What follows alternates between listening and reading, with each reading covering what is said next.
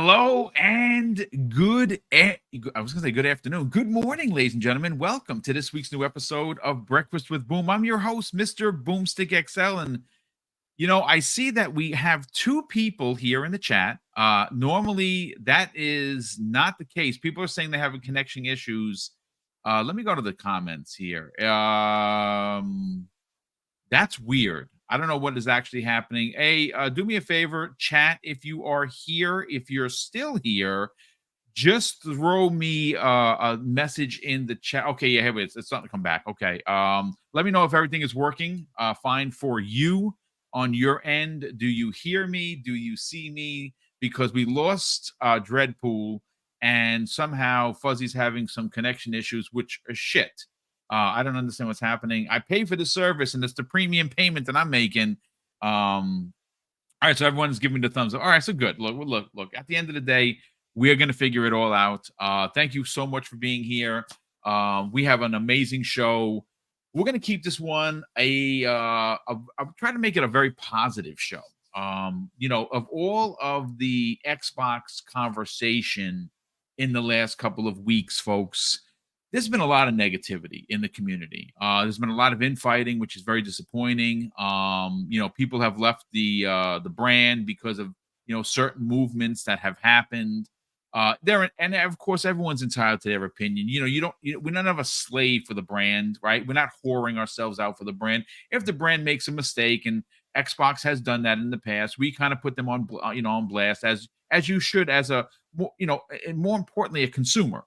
But today, I kind of want to just kind of focus on a little bit of the gaming media shenanigans that's going on, because the rhetoric that is out there almost every other day in an article, whether it's IGN, whether it's GameSpot, whether it's Kotaku, whether it's some little hole in the wall website, no one seems to be talking about two companies going in opposite directions, right? We have Sony canceling studios.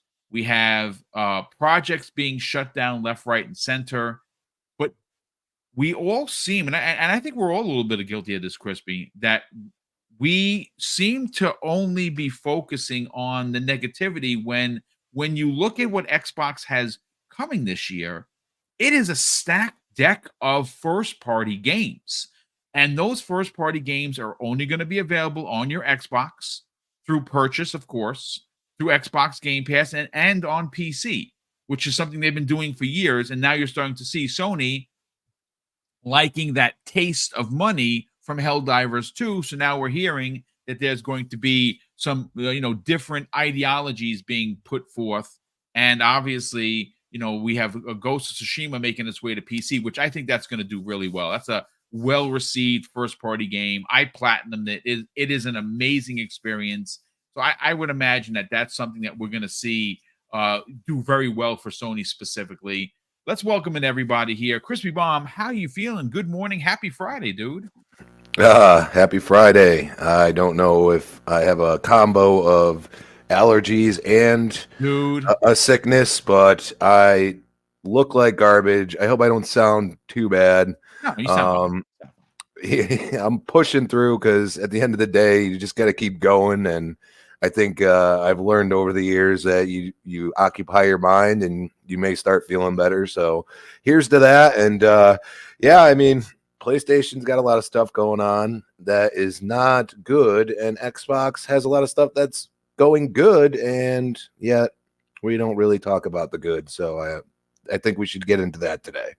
Yeah, I'd like to do that. I'd like to have some fun, talk about the positivity. I mean, obviously, we're in March, right? We're halfway through the month officially. I'm again, no calendar wizard, but May is around the corner, folks, and that's Hellblade 2.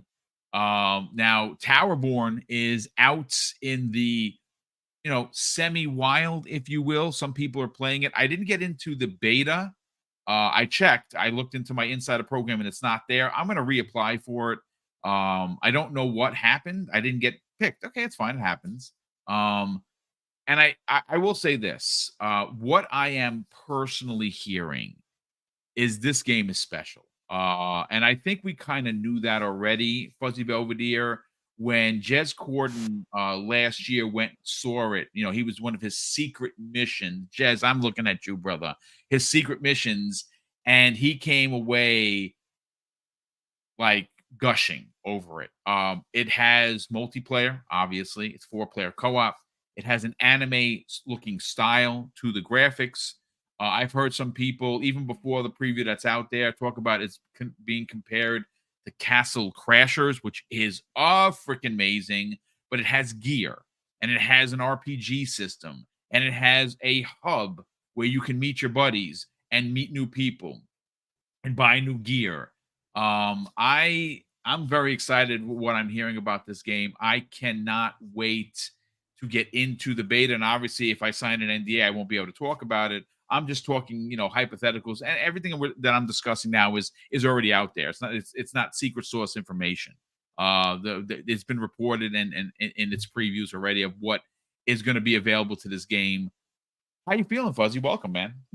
I'm feeling great. Sorry about the technical difficulties, PC life, I guess. But yeah, well, I wasn't sure whether it was you or us because today, we have almost 300 people here, which is pretty good. I mean, pretty good for 7 minutes in. I thought it was a technical issue on our end.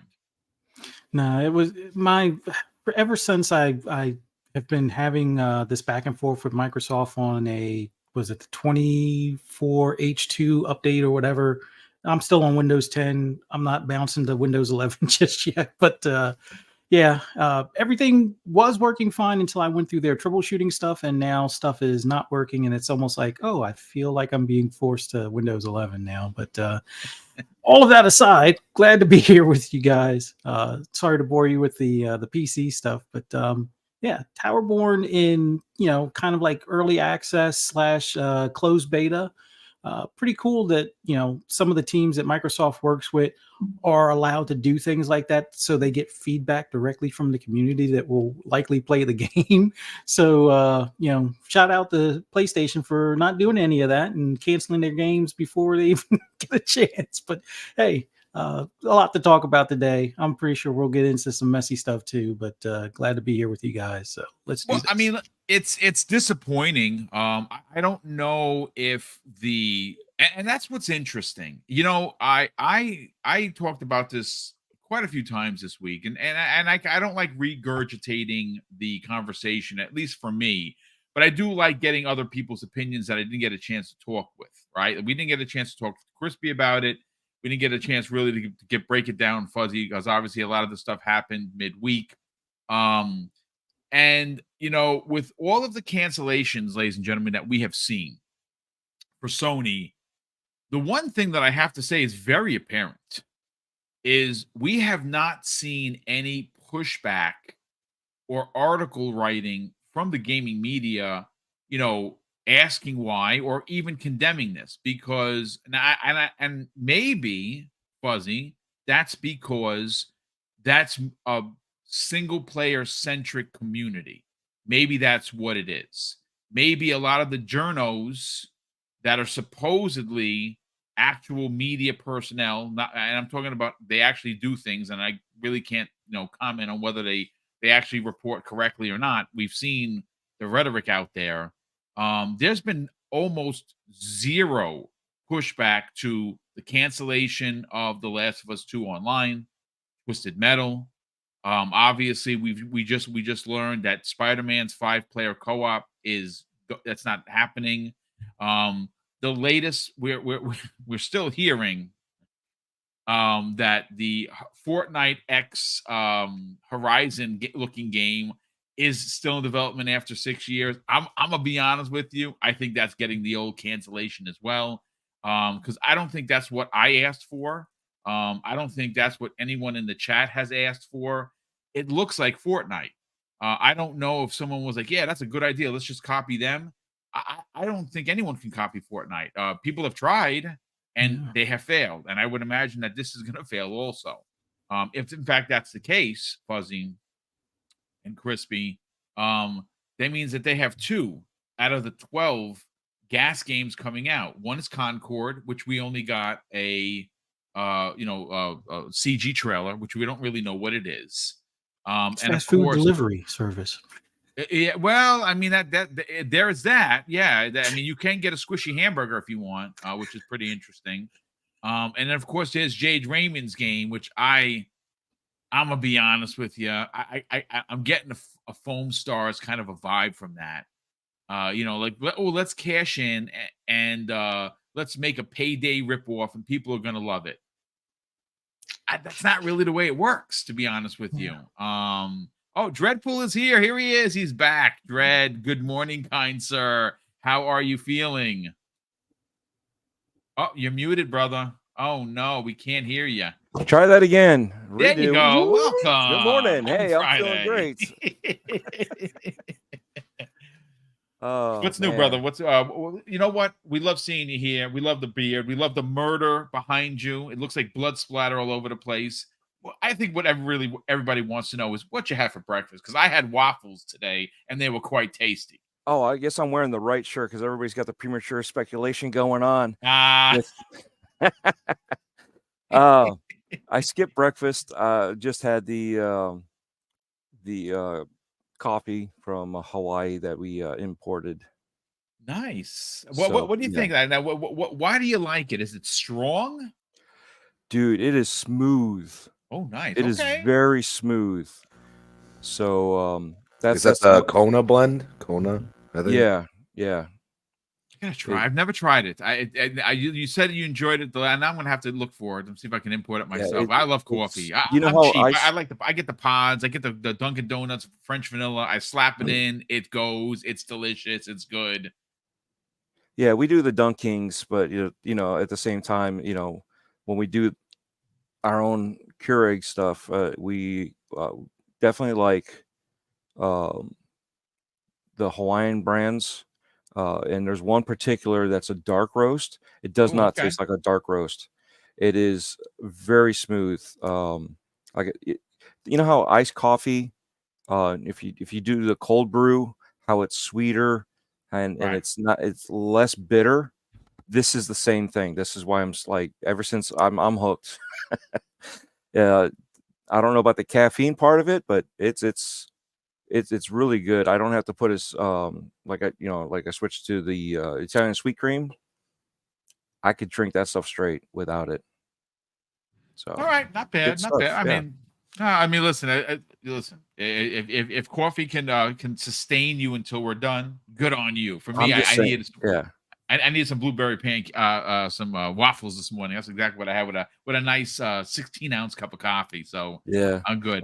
I'm just saying, if I could team up with them, that would be a great thing. Hey, listen, if they're listening, they should be listening, because why wouldn't you want to listen to the show? Team up with Dreadpool. Like, send him a box of coffee so he could sell your brand for you, just like I do with the Volare Gaming Pillow Company, which of course I'm not going to forget this time to run the damn commercial like I did yesterday.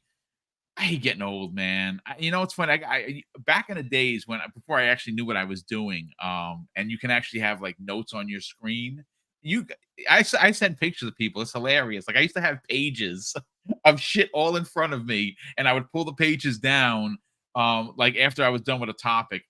It's crazy how I've changed the way I do things. But folks, let's get into the gaming. I'm gonna go first. Crispy Bomb. Look, regarding the Sony stuff, I'm not saying, and I want this to be clear, Sony is a dominant brand, Crispy. They're not going anywhere anytime soon. They have great hardware. Whether now there's going to get people are going to push back on me and say, "Oh no, I don't think it's great hardware." That's fine. I'm not going to fight you on it. They have an amazing list of first-party IPs that they're going to continue to build on. But I kind of feel like they're in a bit of a tailspin with this cancellation stuff. And when, again, the whole point of today's conversation, folks, is for positivity. But in order to get us to that positivity, we kind of got to talk about what's happening with Sony, because there are two different directions for both companies.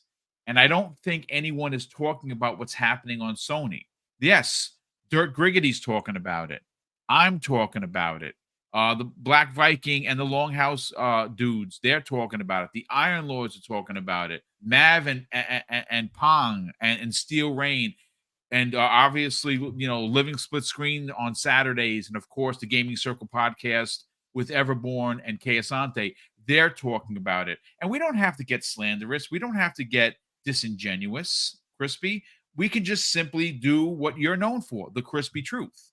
And right now, Sony is in a tailspin. No one in the gaming media is ringing the alarm bell. And again, all you have to do is look at 2024, right? What happened to Xbox? Now, granted, some of it was self-inflicted. People took, rumors, ran with it. Some of the media took rumors and ran with it, and it became a bit of a clusterfuck. Pardon my French. But we actually have in front of us, Crispy, documented and detailed droppings of balls, by Sony so far in 2024. And it seems it's like horse blind, there's nothing to see here. And this is where we're going to get into the positivity of Xbox. They have a ridiculous amount of first-party games coming out, and that's not even taking into account games like Stalker 2 and other second and third-party deals that are going into Game Pass day and date that are going to really define the entire year when you have an Indiana Jones and an Avowed and a Hellblade and a Flight Simulator. And again, maybe Flight Simulator isn't everyone's bag, but someone is going to play that. Someone is going to enjoy it. The same thing with like a Towerborn. Towerborn, again, my personal opinion is that it's going to hit like a ton of bricks, and it's a small title. And the one thing we saw Sony do to great success in 18, 19, and 2020 was stack the deck with first party, add a bunch of second and third party stuff that raised everybody. It raised the indies. It raised the smaller titles, and it made their bangers look even better because everything was just hitting on all cylinders. Let's talk about it, man. How come we, and I say we, are the only ones talking about Sony's lack of focus and direction going all the way back to 2023, which was a terrible year for them, and 24 looks worse, but somehow Xbox is the one that's in a pickle. Clickbait mindshare. Yeah, I guess. Yeah. That's really, I'm at the point where I trust so many other people rather than people that went to school for journalism at this point. I'm going to be honest. And even these big, some people will be like, I'm not a journalist, like I'm sure Kind of Funny would kind of go that route. Which I don't believe. I think that's a farce, but yeah, I mean, it is what it is. Like, you want to get specific or not, that's besides the point. You have a large platform. Some it's just a large following. I think a lot of journalists expose themselves for other reasons this past week. I'm just going to leave it at that. Sony is, and I said this a while back when they announced the 12 gas games. I said, you're kind of going all the way the other way. we want a kind of, let's balance the seesaw type aspect.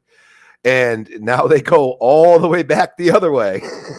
and I'm just sitting there and I'm like, okay, for me, I've asked for these things and now I hear that you've canceled them, or, like the Spider-Man thing, maybe it's in 3. That's what I'm looking at. Like some of the people I respect that are PlayStation fans are saying, and I can go for that. And I could say, okay, a little optimism, but that's logical optimism. But I asked for multiplayer, did I not? Like at least a co-op aspect for Spider-Man 2. I said if that would be amazing. And then you go and say you canceled it through a leak. Twisted Metal, I've asked for this. And then you cancel it. I don't care if it's, games as a service game or not. I just, I feel like Twisted Metal is its own beast, even though there's games that kind of have that realm to it. You know what I mean? I mean, the only one that I ever felt was close to Twisted Metal was Vigilante 8 in my entire, was good. I'd like to see that come back too. And that, something, Activision owned that IP. So that would be amazing. I mean, because I played the heck out of that game, and it was definitely as fun as Twisted Metal. And I think that's what I'm looking for, because you know, like I've said before, I do enjoy once in a while jumping in with some friends and playing Rocket League. Am I great at it? Absolutely not, but it's still a fun game, and that's the point. So you look at it and you say, why cancel the known IPs and not cancel the IPs that aren't known, at least as far as Concord's concerned? And then, you know, I forgot what Haven Studios game is, but yeah, it's basically looks like a Payday ripoff in most people's eyes. Could it be totally different? I mean, absolutely. We haven't seen enough of it. So you look at that and you say, well, why do they keep going back and forth? Change of leadership. Shareholders are probably holding them to the fire at this point. It's just a lot of negativity, but it's a lot of unsaid negativity, unfortunately. I mean, yes, I've had to defend clipping people like in out of context about certain things, stuff like that, you know, we talk about this because we're gamers. You know, Boom's the first one to say he has a PS5 and I don't, but I still loved PlayStation at a period of time. And then I became a huge fan of Gears, and that's on Xbox. So that's where you say, hey, exclusivity does matter. Now they're leveraged themselves by having second party kind of hold the tent pole right now. The problem you're seeing is these second party, these partners of studios aren't necessarily seeing the sales of a 50 million, you know, console base. You know what I mean? And I think that's going to become a problem down the road. There's no bag, you know, they're getting a bag, but I doubt it's a bag like somebody could possibly get if they're going into Game Pass, because, you know, it's going to be there for a longer period of time generally. So it's a conundrum that they're in. Some of us are calling it out. I think Xbox, they've made their choices. Did we all agree with it? No. But I look at a game like Sea of Thieves going over there and selling more than some of these games that have come out exclusively or having more pre-orders at the least. That says something. And that also says there's a lack of games as a service games or multiplayer, you know, co-op / PvP / PvE, which really, like, you know, there's few games that do that really well. But I mean, as 6 years have gone by, Sea of Thieves has become one of those pinnacles for that. So we'll see what they actually go for. I mean, I think they should start thinking about maybe some of these games looked farther along that they canceled. Maybe you could, I would hope, potentially be able to bring them back in some way. What would people be able to call them a liar and stuff? Sure. But I mean, some of these games sound like they deserve a chance. And I think it's coming down to who's in charge and what their thought process is. And I hope a game like Helldivers maybe will change their outlook and let's get more of a balance here instead of just going one way or the other completely. I think that would be the best way to go about it. Yeah, it's I mean, great points all around. The investment is we again, I don't know what direction. I don't know if Sony knows the direction, because they did seem like it was going to be either one way or the other. It didn't seem like when Jim was running the show there was going to be some sort of a happy balance or a happy medium. The way Xbox does it. You know, obviously there are a lot of their first party IP, Fuzzy Belvedere, that walk the line of multiplayer and of course single player. Now, we've seen this done numerous times with numerous franchises that I consider to be pillar. Obviously, Gears, Halo, Forza, they all do it well. Now, granted, Halo itself, magnificent multiplayer. I just can't stop playing it. It's just so freaking good. But we're kind of like someone like me who's an OG who appreciates a single player story. We're waiting on that. You know, Gears, we're going to get I would imagine we're going to get some Gears information this June.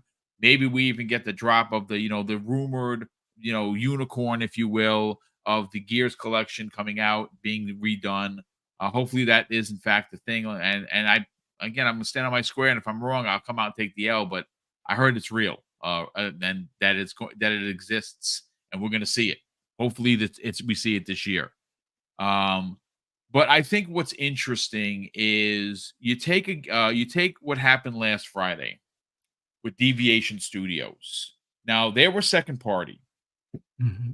They were not owned by PlayStation, though they were funded by PlayStation. And when they were on stage during the Keeleys last year, they said that they were making a game that was not, well, they didn't say it on the stage. They were there up on stage talking about their partnership with PlayStation. And all we know is that it was supposed to be the Call of Duty killer. And I immediately equated that with, okay, if you're going to challenge Call of Duty, what could Sony do that I would definitely pick up a controller to play? And that's SOCOM. So I think it was SOCOM that was killed. Because obviously what made up Deviation Studios, folks, if you didn't know, were all ex Call of Duty and Battlefield developers. They came together. And again, it's my speculation. I could be 1,000% wrong. But if you're going to challenge Call of Duty, you don't really want to make another Call of Duty, right? Like, you don't want to make another military shooter that's first person with perks and you call in nukes and helicopter. Nobody wants that. You can go to, you can find that it's a dime a dozen. What you don't, well, what you would want, at least what I would want as a PlayStation gamer, is the return of SOCOM. Because SOCOM was dope back in the days. And again, cancellation after cancellation. Xbox is the one that's on the vine dying. Xbox is going third party. Xbox is not bringing out more new hardware because of an interview that was done by IGN and a former head that left Xbox in 2007, and Peter Moore. Now, I love Peter Moore. And like I said this the other day on Primetime, that dude is the smartest guy in any room he walks in, especially when you're talking about business. The guy has run everything and anything, but he's also been out of the business for a long time. And the suggestion that I don't have it here, but there was an actual article where he said that in 2007 they were having conversations of whether or not there should be a hardware after the 360. I would imagine that conversation is happening everywhere because hardware is expensive. But there was an article read Fuzzy. Oh, Microsoft has been looking to get out of the console business since 2007, and now it's wreaking its ugly head. What kind of freaking article is that? But yet, just again, this isn't console war rhetoric, folks. This is us having a conversation based on a title of what Xbox is doing in 2024 versus Sony. Mm-hmm. And one is dying, which is Xbox, and the other one, no comment. Let's talk about it, Fuzzy. Well, I think the biggest thing is we can look at the games media as a whole. Well, I don't want to say as a whole, but there's a good bit of them that grew up on PlayStation 1 and 2. So with that, they have a certain view of their preferred brand.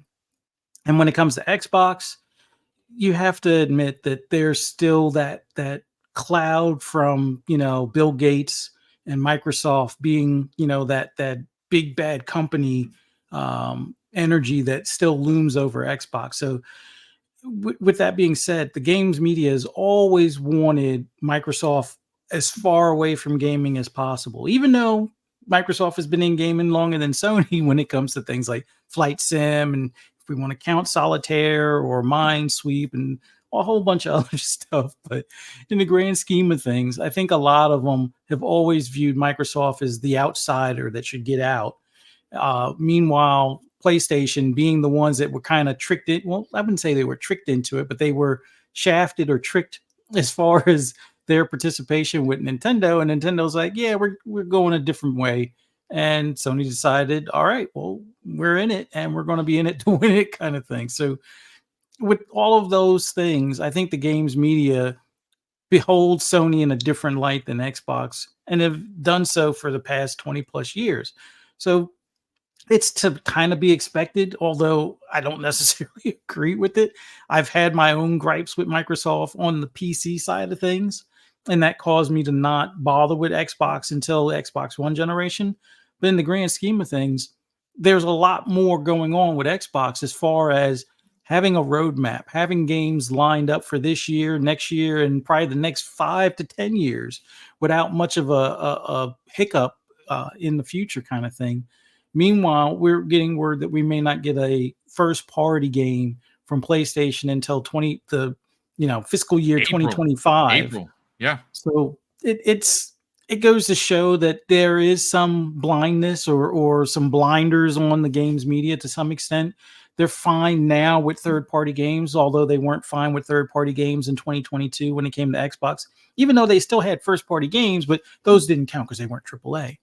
But now Sony doesn't have any first-party AAA other than some remasters here and there. So it's like, do they get credit for turning in their homework again? Or I don't know. But in the grand scheme of things, I just look at it as it seems intentional to always, go for those clicks when it comes to Xbox. That's going to get them the ad revenue. That's going to get them more traffic as far as engagement with people arguing that, hey, look over at PlayStation, or yeah, that's right, Xbox should have been out of the console business or whatever type of thing. But it's almost deafening the silence as far as like with these cancellations. Like I would think at this point, if Sony hasn't learned anything, is that Bungie acquisition was probably not their best decision. Whether they want to consider that it saved them money with canceling some of these games that that Bungie kind of sniped before they were released, or not. But I know I've heard a few people in our inner circle make mention of like, well, maybe they're looking at this as a write-off kind of thing. So it's like, well, maybe they can, I guess recoup some of the funding that they put into it. But any way you look at it, you've spent millions of dollars in time and resources making things like Factions over the past 6 years, only to cancel it makes no sense. You have a TV series going on with Twisted Metal, which the whole thing with transmedia is that you have one thing feed the other type of deal. Like you have this original IP from gaming yesteryear. You now have a TV series based on it.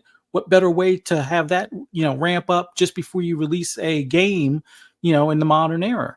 That would make sense. You would think that the whole purpose of making that show was to lead up to a future game, but I guess it wasn't in the cards.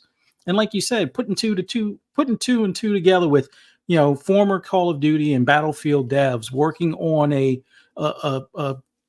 counter to Call of Duty, considering they're losing the marketing, SOCOM would make the most sense. I mean, and it's something that a lot of us, whether we remember the original SOCOM or the last one when they had, server issues because of the hack or whatever, in any regard, that game has a beloved audience. And to have something made in the modern era in that same vein would probably rival, I wouldn't necessarily maybe say rival Call of Duty, but it would definitely have probably more, momentum than Helldivers. And we've seen how that's blown up, although be it more so on PC. But in any regard, these are the types of things that it doesn't make sense. Like Sony canceling a Spider-Verse game, it's like GTA meets Spider-Verse. Like there were a bit of us that wanted to see Spider-Man 2 be co-op, considering you could either be Peter or you could be Miles.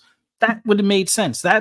Maybe it's, the Xbox in us or whatever, as far as we see that from a mile away, as far as an obvious co-op opening, but it made sense. The fact that they didn't do the co-op, was it limitations of the hardware, or was it just that they didn't have enough time, or they had no interest in it? I don't know, but I think that would have been the best way to kind of nudge your audience that you've, nurtured into these, single player story narrative games, to kind of get them out of that shell to some extent. And then to make the multiplayer where there's a lot of people that play GTA on PlayStation because it is the casual box. Why wouldn't you have that game? Even if you release it and it fails, at least get the feedback. So the next game that you're working in the background, if it's still Horizon, maybe you could take that feedback and make that a better game, as opposed to listening to the guys at Destiny or over at Bungie that can't even seem to get their own game right.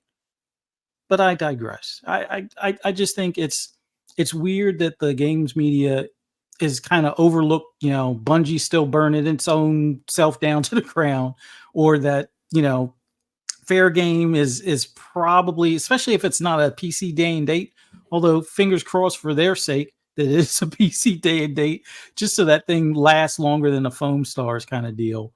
I mean, we already see that Payday has its following, but it stumbled out of the gate with its most recent release because of some of the issues, because it was a bit rushed. But all of that said, if they don't have the bugs and things like that, will fair game draw enough attention? Will it draw enough of an audience to keep the servers on? Like we've seen in the past where servers get shut down years later, whether it's, Rigs or even Drive Club or a few others in the past.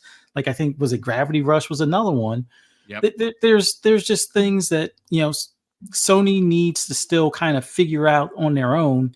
And I think they're better off releasing it, getting the feedback from the audience, and then canceling it then, or just, figure out a way to listen to your audience. Like if they've been asking for a SOCOM, because a lot of people like a third person shooter to some extent, as far as how like your Ghost Recons and things like that, although you can switch back and forth with Ghost Recon, but having a game like that would be pretty stellar right now, considering everything else is cookie cutter first person. I mean, we're now getting some that are, this like cop cam or chest cam kind of thing or whatever. But it would be nice for them to have at least seen what Deviation was capable of, considering the pedigree of the people that work there. But I don't know. The fact that the media isn't talking about Sony in this regard, or the worrisomeness of no multiplayer games when that's where the money is and what keeps the brand alive, considering from the third party support they were receiving in the past.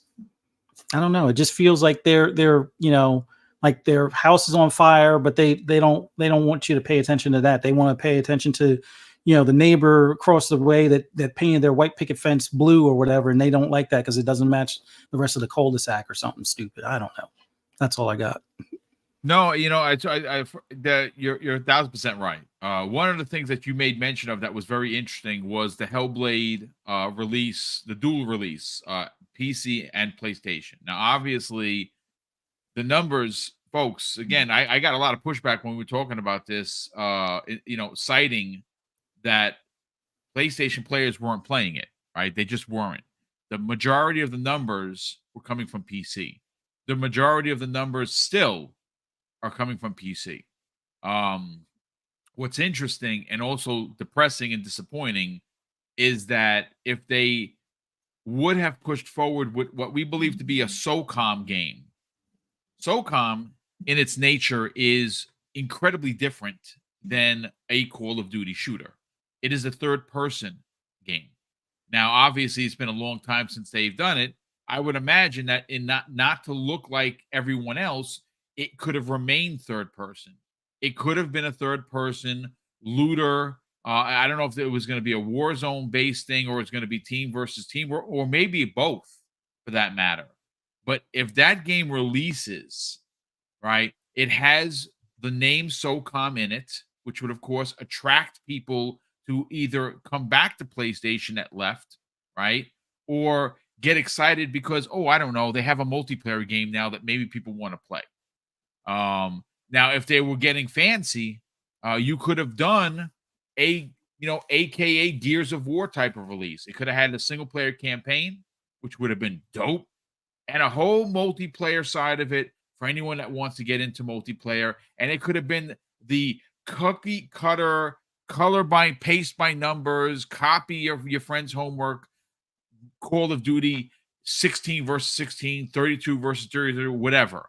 And it could have been, you could have picked, you could have literally went back into the classic maps, brought those back in modern days, and you have a winner on your hand. I don't understand why they are shying away from multiplayer. But I think what's even more, I guess concerning if you are someone that follows what goes on in gaming, Dreadpool, is the lack of conversation happening with Sony kind of in a bit of a tailspin. This is, again, you there's going to be people in the chat here that are like, boom, you just console warring again. Having a conversation about a glaring problem from someone who actually buys games on PlayStation and doesn't play just Twitter, I think I have a right to have a conversation. I think everybody in the panel has a right to have their opinion. I think the 600 plus people here whether you're part of the whether you agree or you disagree, you are entitled to have a conversation. But I think, Dreadpool, it's very telling when just a few weeks ago it got so bad for Xbox that they literally had to do a business meeting update. Sarah Bond, Phil Spencer, and Matt Booty literally had to go and somehow calm everyone's hysteria because Xbox, according to the media, was putting everything everywhere, hardware no longer happening, getting out of the business, going the route of Sega, and everyone in the gaming media would have been very happy with that. And of course, when you stifle competition, that's where you get $100 games from PlayStation. And then what? Are we all happy with that? Because I would never buy another Sony game for the rest of my life. I would not spend $100 unless it's some sort of a deluxe edition. I'm not spending $100 on the game. Sorry, I'm just not. Let's talk about the lack of conversation being had by the gaming media. And then, of course, we're going to flip this, folks, and talk about Xbox in 2024, because I think there is a lot to get excited about. Dred, let's talk about it, man. All right. So, excuse me. Let me clear my throat here. I've been saying this and calling the gaming media out, but this is what we usually get. Oh my God, I love it. I know that GIF. Yeah, it's fine. That's what he said. literally what we get. It's that fine. Is literally. It's fine. Nothing's wrong here. It's fine. It. So, but you know, and that's the thing. It's not the console warring thing that we're even doing here. We're just talking. Like you said, we're having a conversation. You know, how many times have I said what's good for the goose, good for the gander, and nobody understands what that is? You know, that you guys are messing with me. But you know, it's like, why is it always one-sided? We just want the truth. We don't want the clickbait. You know, we want to know, you know, why are these predominant people on Twitter that we all look up to freaking out? Why are they doing this and like denouncing Xbox? You know, we're trying to figure out what's going on, and here's Phil and team trying to like calm down, nothing to see here, but there's no fire behind them. You notice that they're not doing nothing to see here. They're going, there's nothing to see here. Here's the facts. Here's what's going on. You know, they're just keeping it real. In the meantime, you have the other guys that don't know anything, but this is what they do. This is exactly what they do. And yet we believe these people, you know, as opposed to, I don't know, the guy that's running Sony now said, we're going to go elsewhere. It's not going to work. Even Jim Ryan said what we have is not feasible. So, that's the thing, is we're asking for the media to be 100%. We're asking for conversations. How come certain things are not happening? You know, we've talked about the Spider-Verse being a game, and it was like, all right, cool. We see the trailers. We're like, wow, this would have been cool. Why didn't we have multiplayer before all this? You know, we're asking, why didn't we have multiplayer? Why didn't we have, you know, it would have been a perfect introduction into it, because you already had Peter Parker, you had a Miles Morales game, which was actually a DLC add-on as a standalone, which is fine. There's nothing wrong with it. Just, you know, be honest as to what it is. It was the PS4 game that they just added on. But again, they lied to us, you know, and media never called them out. We called them out. We had to call them out, and then finally find out that, oh yes, it was basically, you could play it on the PS4. They just don't want you to. They want you to shift over and buy the PS5. You know, Spider-Man 2. Oh, this looks like it could be multiplayer. It looks like we do co-op. Nope. You know, and it's funny that Xbox is rent-free in a lot of PlayStation podcasts, right? And then on the opposite side, PlayStation is also rent-free, but in a different way when it comes to the Xbox podcasts, you know. And then we have multiplayer, you know, just all around gaming podcasts like we have today. where we're calling things out, we're pointing things out, we're trying to, and that's the funny thing is a lot of Xbox guys are like, I'd play this game. Why are you shutting it down? Why did you do this? That's what we're doing here too. Why you need the direction that you're saying that you're going to go, because single player is just not there. Your AAA games are just not selling. And if you really need the money, you're seeing that, okay, well, we need to go this way. This games as a service thing is a thing. But when you forced it upon your devs that weren't ready to go that direction because they weren't set up for that, and now you're backtracking, again, that makes no sense. We said the movie tie-ins. We said it before. How come we didn't have a Twisted Metal when season 1 came out? There should have been something there. And it looks like they were listening. They were actually doing that. It just wasn't ready. And now we have Twisted Metal season 2. We get, what are we talking about? We're talking about the game being canceled versus, oh, this would have been cool to see as it a would game. have been such great, Right. some one-on-one. I mean, listen, if they didn't get, obviously, Dredd, you're making a great point. If they didn't, okay, so it wasn't ready for season 1. I hear you, but season 2 got greenlit. And wouldn't it be pretty freaking dope? Even if look, I'm not a developer. What the hell do I know? But I can tell you that even if it was somewhat bare bones, 10 maps, 10 vehicles, you build, right? Like you put out a workable game. It's everyone that's a PlayStation fan. If you were a real PlayStation fan, you know what a Twisted Metal is. Now, maybe you don't because you just got a PlayStation 5, you're young. Okay, I understand that. But OGs, and we have a lot of them here. We have almost 700 people here. Most people here are OGs, and they know what Twisted Metal is. They know who Sweet Tooth is, right? At least they know who he is. If they would have had a bare bones, 10 cars, 10 maps, and it works, and it looks good, and you're driving around like you did in Twisted Metal Black, and even if there's a loosey goosey story that their stories have always been wacky, right? You're basically fighting the devil, so to speak, right? That's who you're up against to get your wish.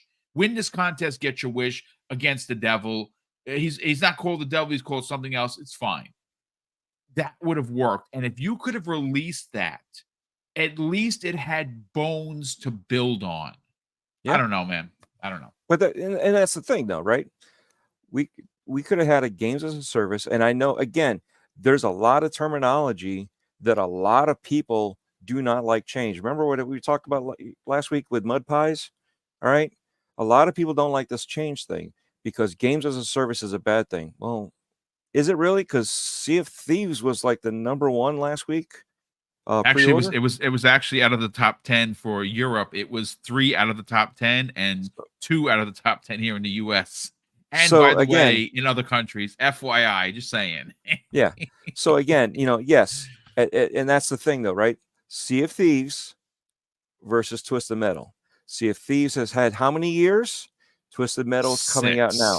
What happened when Sea of Thieves came out? They were barren. It was a barren seed. Bones. Yeah, that's why I got a 63 meta. Yep. Right. And that's what we're saying. That's fine. And we understand that all these games are not going to be 100% with unadulterated content that you could imagine from the get-go. We know that. That's why it's a games as a service. It has to build up. The community builds up, and this is where it needs to go. But you have 12 games as a service, 10 to 12 that you were pushing to push out. I think they're down to 3, dude. Right. And that was the thing, is they should have said, okay, we want to do more. Here's what we have, and we plan on into the future adding more. Okay, and maybe with these IPs, we can have 10 variations from these IPs that we own. That would have been a better message. But throwing it out there like they did, now they're backtracking. This is not a good look, and we're calling them out for the fact that this is not the Sony that we're used to. We're used to Sony knowing exactly what they're doing, saying what they're going to do, putting it down there, doing their deceptive practices, and they're not even doing that. They can't even, they're stumbling like Xbox has been stumbling. And we don't want to see that. We don't want to see either one of them stumble. We want to see them both strong and compete and fight. And getting at least one or two of these games as a service put out without the negativity of, where's Factions? Where's that one? Huh? We've been asking for that one because it's been a going joke, but there was a reality. But where is it? Nowhere. It's dead now. Again, right? Again, for how long? Maybe somebody's still working on it. One person, like they had with Anthem. EA had one person working on Anthem, fixing and cleaning it up on a game that they didn't even have when they announced it. The game didn't even exist. So when you think about all that stuff, it's like, why is the common sense coming out of people like us on what should happen and how to do it? And yet nobody there with their genius brains and their analytics can't figure this out. It doesn't make sense as to piecing all this stuff together, and that's where we want the media to call them out as we are. That's what we're relying on. We're relying on the news. I think it's, to do something like that, and they're not. That's the problem. Look, I think what most of us, I'm not looking for the media to throw Sony under a bus. No. I'm asking them to fair reporting. I think is what correctly, most yes. people are asking for. If you're gonna call it out, as we all should, and I think that you consistently being on this show bring up the actual real life business from your own personal world knowledge. And we should, and I don't care what brand you cap for or what's your favorite, we are consumers before we are fans. And if there's something happening that you don't like, you need to say something. Now, how that's spoken, maybe through a word, maybe through you write an email, you get on the socials, but I think ultimately how you should respond is with your wallet. And you know what? Speaking of which, Dread, I'm gonna let you continue, but I just want to add some point here. I'm gonna get to all the super chats and all the messages, but JJ saying 117 actually this is like a notice to anyone that has purchased this game. Thanks to him, I literally just canceled it. He drops a very generous $5 super chat and says, "Hey, Boom, just want to warn everyone not to buy Star Wars Battlefront Collection. There are only 3 servers, tons of bugs, crashes into the game." Well, how about this? I couldn't even get to the title screen. I've tried now 3 times, and now it is returned. Hopefully, I do get my $40-something back, the 43 and change. What a piece of shit. So public service a message, thanks to JJ Sane 117. If you bought it, don't even play it. It's a piece of shit. It doesn't work. It's broken. Aspire made the game. That's all you really need to know. And it's garbage. It's complete garbage. And I was so excited for this game. But again, side tangent, please, Dreadpool, continue, sir. Yeah, who would have thought you would aspire to have a bad game? So, no, but messy. Yeah. I love it. So anyway, but that's the thing is we're calling out the media to do stuff because here you guys got to remember, you guys are here listening to podcasts. You guys are more in the know than a lot of other people. And that's the beauty of it is as a community, we are communicating with each other. We're having discussions. We're having all these varying opinions on how we should do what we think, what we like, what we, what I'm saying? So we have a cornucopia of a community that just integrates together very well, right? And, there's obviously the grifters and all that. And feelings sometimes come out like that. But what about the rest of the people? Don't you care about the rest of your family that are gamers? Don't you talk to them? You want them to know all this stuff, right? And what happens when they do stuff without asking you? They do all this stuff, and that's what we're asking is because they're like, oh well, I saw it on the news, I saw it in a little article, I was on the website, and just someone sent me this link, and I thought this was good. Okay, fair enough. But when it's misleading, what's going to happen, right? So right now we just found out. Well, actually, a lot of us knew ahead of time, but it was good to lay it out there for the others that might not have known about it. But Aspire just didn't make a good game for some reason. They didn't, it looked like from the launch that it was going to be good. Hopefully they fix it and get their act together, and we'll have a good Star Wars game, especially from the OG days. Well, we can hold our breath. Shout out to Donald Coey in the chat. He says, "Why is Aspire the one studio that's not closed down?"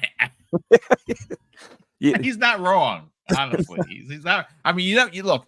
People are part of studios. They're humans. They have to pay rent and mortgages and put their kids through school and eat. Right? Super important. So you never want to see any studio close down because someone's going to lose their job. Ultimately, that's the human element that we like to push here on Double Barrel Gaming. But if a studio continues to make crappy games, I'm just saying, maybe they shouldn't be making games. Whatever. It's fine. And that's the thing again, right? With the studios closing down, PlayStation closes down studios. It's all fine. We're good. We got games. It's fine. Yeah, absolutely, brother. What are you guys don't talking worry about an extinguisher. But Toys for Bob. Yeah. Well, Toys for Bob is, look, they are going to work with Microsoft. They want to get back to their roots. I'm very happy for that team. They were stuck in the salt mines of Call of Duty just to get a game out. That's not happening anymore. And we're gonna get into the Call of Duty talk because a lot of people do not know that Call of Duty Mobile releases next week. That new trailer looks fire. As a matter of fact, Xbox it's on their branded social media stuff. They are selling the wares, and it's like one of the first Xbox games to be branded with Call of Duty since like the 360 days. It's a really big deal. But before we do get there, I do kind of, like I said, I want to reverse engines here, if you will. And I do want to talk about how excited you should be as an Xbox gamer. I know there's going to be people in the chat that are going to push back and say, I've given up. They've, Sea of Thieves is on the PlayStation. The world's burning. Listen, I got some of those feelings still. Like I'm still, like I said, folks, I'm gonna stand my ground with the Gears, Halo, and Forza. I don't want to see that on a PlayStation. I just don't. And that's just because I'm an old dude. I was, conditioned to be like, box plays this and this box plays that. And that's which it should be. I think brand identity are powerful IPs. Nintendo gets this and Sony gets it. I think Microsoft gets it too. I'm not throwing them under a bus. I think that I think that the backlash that came out of what happened is good. It was a gut check for the people running at Xbox, in my opinion. I think that maybe some of people that were doing some talking shouldn't be.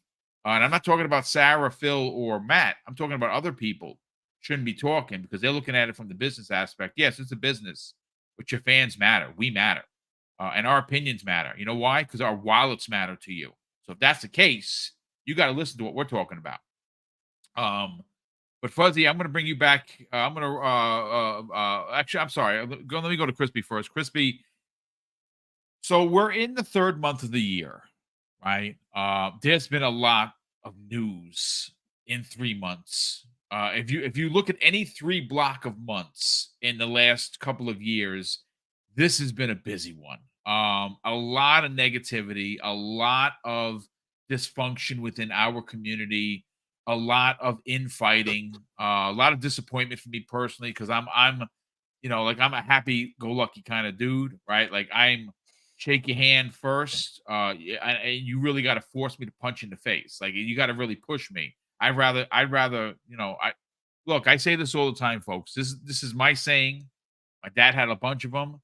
I would rather lose to be the good guy than win to be the bad one. That's just me. That's my saying. And that's how I am in this community. That's how I am as a podcaster and a representative of multiple brands because I support everything.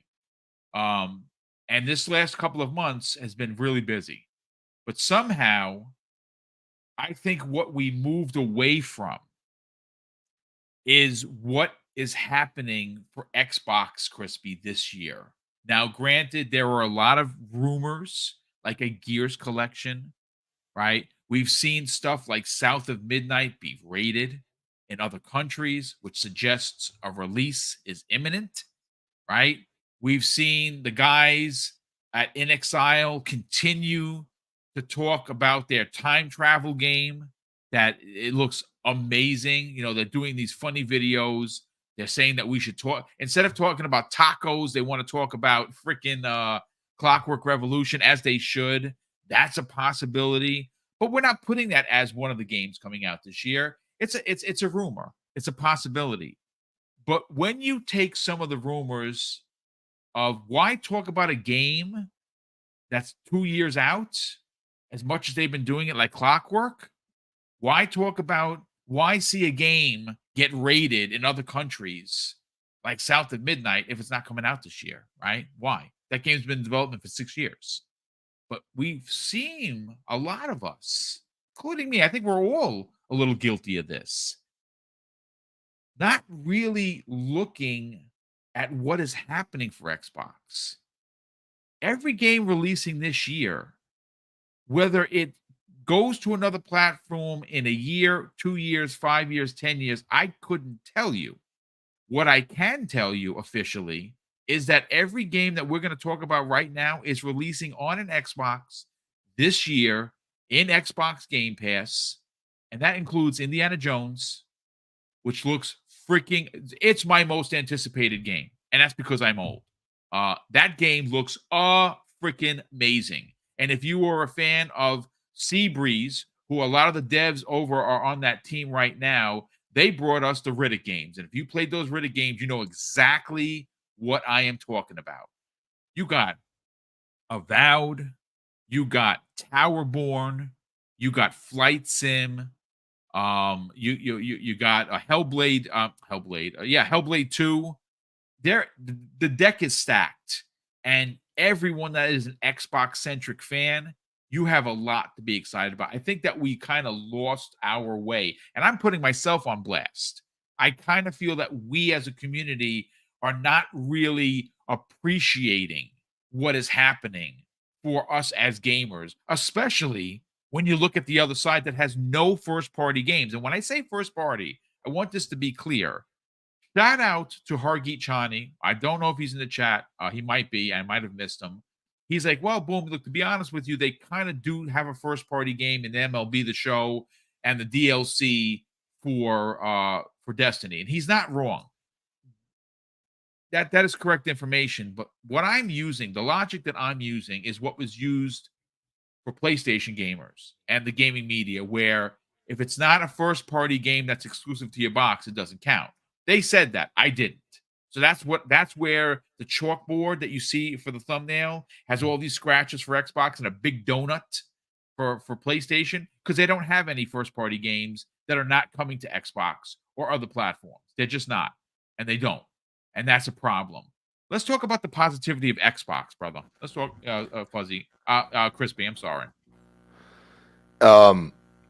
Let's be frank for a second. Crispy Bomb, not happy that all of those games that are coming out for Xbox and Game Pass, by the way, are generally single player. But you might get your Gears. Gears. I actually watched the official Xbox podcast, and somebody was playing the trash game that is Judgment, which apparently is better than I realized. Just saying. So I look at it and I say, what's one thing that's happened this year? Well, as far as what has been announced, they're mostly single player. Yes. We can have speculation about South of Midnight.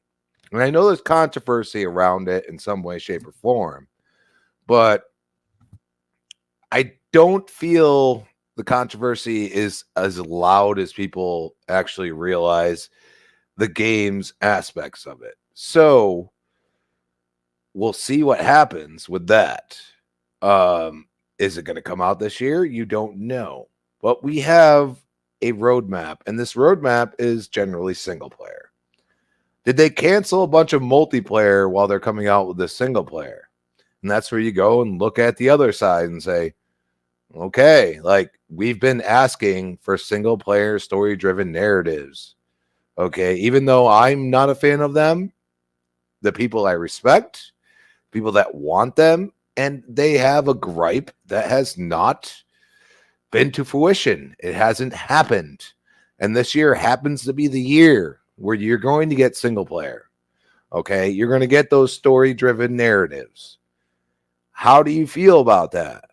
Me, I'm not a fan, but I can't say, hey, with Game Pass there, it's pretty logical because those exclusive games haven't been there lately, if ever. So I look at Xbox and I say, okay, Hellblade 2. My girl is way more excited than me. Is that a bad thing? No. Avowed, the kids, way more excited than me. Like, yeah, I could see the aspects. I'd like the quick, a loadout movements and stuff like that. I mean, I come from like playing, days on Division, and even recently I went back to Fallout 4 because like the Fallout series was like that announcement. I was like, oh my God, this is what I want. And it's the people that made The Boys, by the way. So I do believe it's going to be gruesome and funny and just crazy and quirky, whatever you want to think of. Like, I think this show is going to be super good, and that's where like bringing multimedia aspects into things. Yep. You know what I mean? Like that's where I go and say, like, we know that Netflix is making a Gears movie. Yes. That's the way And an you anime do for that it. matter. Yes. That's the way. Introduce people, because, and this is the argument that hasn't been had yet, but I feel like it's going to happen. Gears 2 and 3 in their entirety, and not an emulator, are not on PC. Correct. Okay. Yes. So you can make money with a Phoenix collection. And I think that's what they're seeing.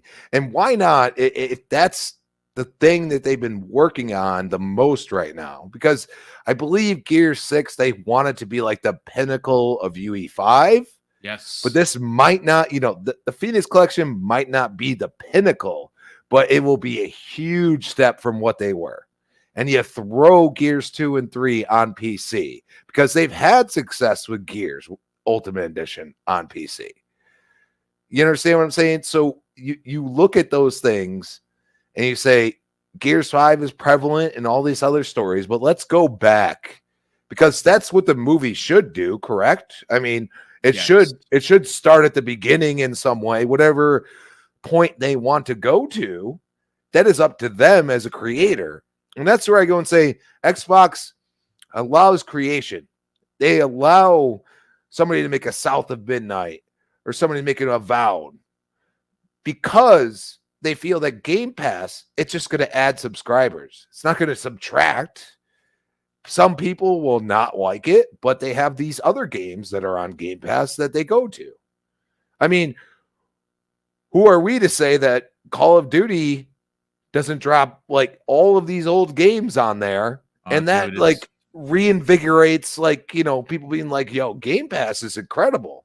When that happens, brother, you're gonna see people move, because they're gonna have all the games available, and it's one of those things that you're gonna see. You know how when people use the term crispy stack the deck, right?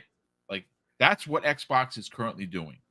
They're stacking the deck with their first party. They're stacking the deck with Game Pass editions, and there's been some really big ones like Control. A lot of people missed out on Control. Don't miss out on that game. That game is freaking phenomenal in Game Pass right now. Tales of Arise, phenomenal game. Don't miss out. It's in Game Pass, and it's just they're stacking the deck. They got their first party in order. They got some second party, some third party, some Game Pass deals, right? And now you start talking about maybe bringing a Gears of War back. I think this is going to be a very powerful year. And you know something? Sony is floundering. They're not dying. They're floundering. They're in a tailspin. Xbox picked a good year to have all this shit come out, in my opinion. Well, I mean, and this is where you go and say, okay, like, think about it. Hellblade 2, could that not be a actual TV series or a movie? Absolutely, dude. Yeah. I mean, let's and they're gonna show that, like, Ninja Theory, like, probably one of the best purchases. Like, the only one I say is over because the amount they've come out with in different genres and everything is Obsidian. Yeah. I think those two are like, as far as like purchases for Xbox and being under Xbox Game Studios, not Bethesda or anything else, they are going to be a pinnacle. And I believe like their budgets, they stick to them and they use their own proprietary technology, and they do things that not a lot of the other studios are willing to do. They will develop the technology to make their game look better, and that's Ninja Theory is a prime example of that. Okay, so you look at that and you say, what is Xbox really trying to do? Would they love to have an engine? And this is where I think people give crap to Slip Space, but at the same time, you have Forge mode. Would they love to have an engine that provides a visceral experience with the tools that are allowed to these individuals to decide to go there and do these things? And they would love that because they see the success of a Minecraft. Okay, Minecraft is its own little thing. It's been that way for years. I mean, you want to ignore it? That's fine. I mean, I don't like the block, pixelated aspect of it. That's not for me, but so many people love it and they continue to support it. And things are made from it in different aspects and different genres, and it feels different. You know, they've come out with multiple iterations, and that's something that you can hate or love. But having the option isn't a bad thing, is it? So we look at it and you say, well, Xbox is going really single player. Well, what have we been asking for? I mean, and even myself, like, even though I'm not a fan, that doesn't mean that I don't speak for people. Some people look to me and say, you know, like, what do you think? And I say, you know what? Like, that's going to get people involved that I didn't think so. And I look at my girlfriend as a prime example. Plague Sale Requiem, beat them both. Awesome. Not my jam, okay? It's a little redundant in my opinion. But I've been playing multiplayer most of my life, from SOCOM to Gears to Halo to all these different games that brought out a single player multiplayer aspect. There's only one side of this now. I feel like you bring out single player multiplayer, yeah, it's got to be Gears, it's got to be Halo. Are they going to be staggered at some? Are they going to pivot like they did that with Halo, kind of? You know what I mean? Are they going to, do some things different? Sure. That doesn't mean that's going to PlayStation. That doesn't mean that SOCOM, which apparently, I don't know, people say they don't even have the license anymore, which I'm just like, what do you mean? Like, so why don't people talk about that? Because, like, I grew up on SOCOM, 56K modem, baby. Okay? Like, that's how old that, all right? Like, I believe SOCOM in this realm, in this day and age, would hit different. Dude, you know what I'm saying? It would hit different because what they could do is a dual release, and you would look that the PC player base would eat up a new military shooter, especially if it's a SOCOM. Now, maybe they don't have the license. I don't know. I don't have access to Sony's books. Do they have the license? Okay, maybe they don't, but you can certainly go out and try and get it again. Yeah, they obviously have a connection. They've had games that were PlayStation exclusive, so you could remake the originals, license it out. I don't know what to tell you. Just spend some money. But I think it's a giant miss, especially when you consider that the Achilles heel of Sony is multiplayer. And I'm not talking about third party multiplayer, folks. I'm talking about your own IP multiplayer. They just don't have it. And that should be concerning for you if you were a fan. And They don't care, Boom. They really I feel like they don't care. So now you went from Jim, who went all the way to this way, Yep. and then you have now who's, I mean, Hiroki Totoki running the show. when you say CFO, like that's his title. Yep. He's a numbers guy. All right, like he's numbers, and unfortunately with numbers, you can't look to the future. You look to the past of what's sold, what's done right, and he's went the exact opposite way. And that's where we look at Xbox and you say, okay, we have a bunch of single player stuff this year. Do we have multiplayer stuff that might be second or third party that are coming in there? Absolutely. I mean, and I'm sure, we're eventually going to get to Towerborn at some point, but yeah, these, Pal World, okay? Nobody thought it was going to. I'm sure it's still doing decent on Steam. People will go back to that as they develop. It's in preview technically. Okay, previews, betas, these things are all of a sudden coming back because, especially now, it makes total sense because of the budgets of these games. Why not give the community their voice and say, okay, we're going to ask certain people that play the heck out of this game. And I've had this happen with Gears, by the way. I played all the betas. All right. I've had people that I didn't know who they were ask me certain questions. And I believe that they were involved in the actual final development of the game. Okay. Now, can I confirm that? Absolutely not. But over the years, I've had certain questions asked that were so poignant and so logical that I say, well, this is what I really want, but that's just me. And I think that just me part, I think a lot of people have a problem with that. I think people don't understand that not every game is for every gamer. We keep saying it here, there, and everywhere. And you don't understand what that means. It means that it doesn't always matter what I think. It matters what you think. And I think that's a problem people have. It is. It's true. It is true. But listen, great stuff all around. Let's bring in Fuzzy Belvedere on the conversation. But before I get to that, two things I got to do. And if I don't do it now, I'm going to forget because I'm an old man. First of all, we got a new channel member, Hadari Mac, in the chat. Hadari, brother, that is very kind of you. Thank you for the generosity in supporting Double Barrel Gaming. Chris 713, who's been a channel member for 11 months. Chris, thank you so much for that. He says, "Hey guys, it's okay. Colin said one game a year is the best move for Sony, and Jeff port begging for Pal World." Yeah, dude, I don't know. I talked about that with C Money yesterday. Colin, listen, Colin knows what he's doing. Right? He's a very successful businessman.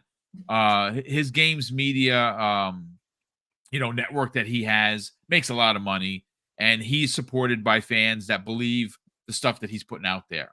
I find it to be incredibly disingenuous, especially when you consider how anti-Xbox he is and how he consistently puts Xbox on blast for doing things. The fact that he actually said that live on the air for people to hear, and if you don't know what he's talking about, Colin Moriarty of Last Stand Media, the owner and operator of that company, literally said on a stream that he doesn't want more PlayStation games per year. He wants less.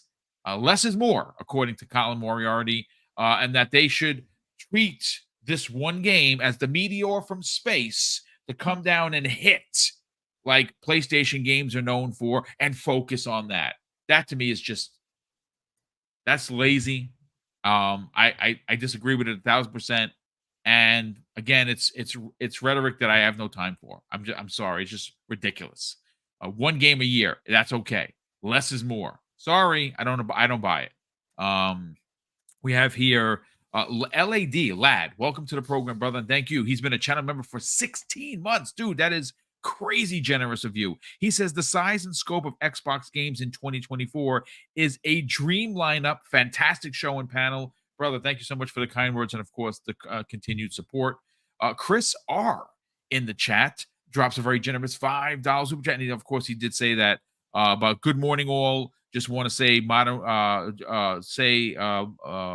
game development is launching 20-year-old Battlefront games at 60 gigs and terrible shape. It's just sad. Yeah, dude, I just did the return. I got to check my email. Hopefully they agree, because I couldn't even get to the title screen, which is, again, it's $40. It's not going to put me in the poorhouse or anything, but it's my money. And if the game doesn't work, it doesn't work. Highlander 001. Well, welcome back, brother. I don't know if you were here. I'm sorry if I missed you. He drops a very generous $5 super chat. And he says, with the money, Sony needs to pay Disney for their IP. Sony may go third party first. Disney will carry all of Sony. Prove me wrong. Yeah, I mean, they went from 25 to 33%. And one of the things that were a little bit unclear is how far in advance Sony signed these deals. We know that the Spider-Man 5-player co-op, which looked freaking so good, is not coming out. We know that Wolverine is coming out. Obviously, people are playing Wolverine right now on PC, which is wacky. So that game is going to be delayed at least by a year because of the code being out into the ether. They can't put out the same code. Venom, Lethal Protector is expected before that. I'm expecting that next year. That'll be a Miles Morales-esque sized game. That's okay with me. It's got Venom. I'm in. But I don't know if those particular games were already signed into contract with 25%, or they signed the contracts based on each game that when it releases. And if in fact that's the case, that means the X-Men game is going to be 33% take for Disney. Wolverine is going to be 33%. Venom is going to be 33% because those games aren't out yet. So I don't know how that affects Sony moving forward. It's going to be very telling to see what they do. Of course, oh wow, Thailand 001 has gifted folks 5 double barrel gaming memberships. Dude, that is his generosity is. And folks, listen, anyone that donates to the channel, Mrs. Boom and I try to give it back. Which, by the way, speaking of that, we're gonna be doing an Easter giveaway. We talked about it literally this morning, but in that giveaway, and so here's the thing: Ben Kenobi, who designed a lot of these Xbox coins that you see online, well, he has sent me a bunch of them. I got Call of Duty, I got Hold the Line, I got Starfield, I got some Forza ones. I just got in Diablo 4, came in yesterday. I'm gonna try and make sets. I don't know how many sets I'm going to be able to make, but I do have a lot. I also got Call of Duty coins, which are dope. I'm going to try and make sets of everything and send them out. I think we have enough currently for about 5 winners of all sets. And then, of course, we're paying for the shipping. That's coming out of our pockets. I'll let you know when I'm going to do that. But the Easter giveaway that we're going to do, that's going to be opened up to everyone because that's digital. For me to mail the stuff out, unfortunately, it's going to have to be, you have to be a U.S. based, because shipping those coins to like Europe or other parts of the world, it costs a lot of money for shipping. And these things they got weight to them. So it's going to be expensive. So those I unfortunately going to lock, because I have a lot of them and we only have so much money. So we're going to lock the delivery of the coins to the U.S., but all of our other contests are open to the world, especially when it comes to digital stuff. We'll just send you the money value via PayPal if you live in like Europe or something. It's fine. Before we get to Fuzzy Belvedere, and I have to remember this, folks, because I'm working closely with them, is the Valari Gaming Pillow has teamed up with Double Barrel Gaming to bring comfort to your gaming pleasure. And what do I mean by that? Well, they sell a pillow that not only actually works, well, I actually use it. And the pillow, what it does for you as a gamer is it keeps you from hunching over and holding your controller in your hand like we all do. We all put the controller in our hand and it's in our laps, right? And we're hunched over. Now, for me, that's not good because I'm surgically repaired L4, L5, S1, and I have hardware like Wolverine, except I don't have healing factor, and I'm not going to live forever. So it sometimes it's bothersome to game. Well, I had was reached out by Valari Gaming Pillow last year, and we get offers on a weekly basis, sometimes 5, sometimes 10, sometimes even more than that. Most of the stuff, almost 99% of the stuff we don't do because a lot of the stuff is crap. And if I'm not going to use it, I'm not going to try and sell to you because that would be disingenuous. We don't do that here. So we have teamed up with one person, one company. They're a mom and pop organization out of Mumbai, just like we're a mom and pop organization out of the US. And I had used a pillow, and it's amazing, and it works. So I don't like cue cards, and I don't like reading verbatim. I like shooting from the hip because I want to be real. And I reached out to Sean Labrie, who is an amazing artist, and he made this 35-second commercial. And I'd like you to take a look at it. And if you decide to go and buy a gaming pillow, which you will see in this commercial in a second, all you have to do is use the code DBG15 at checkout, and you'll save 15% off of your entire order. Check it out.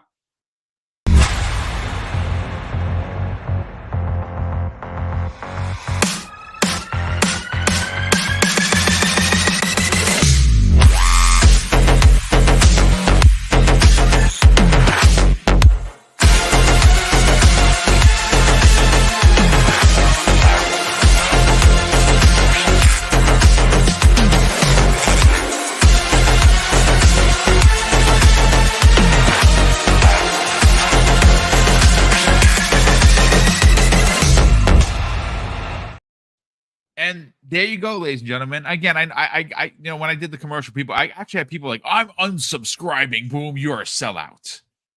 Folks, I'm not selling out anything. I used the gaming pillow. They needed help selling their brand, their pillow.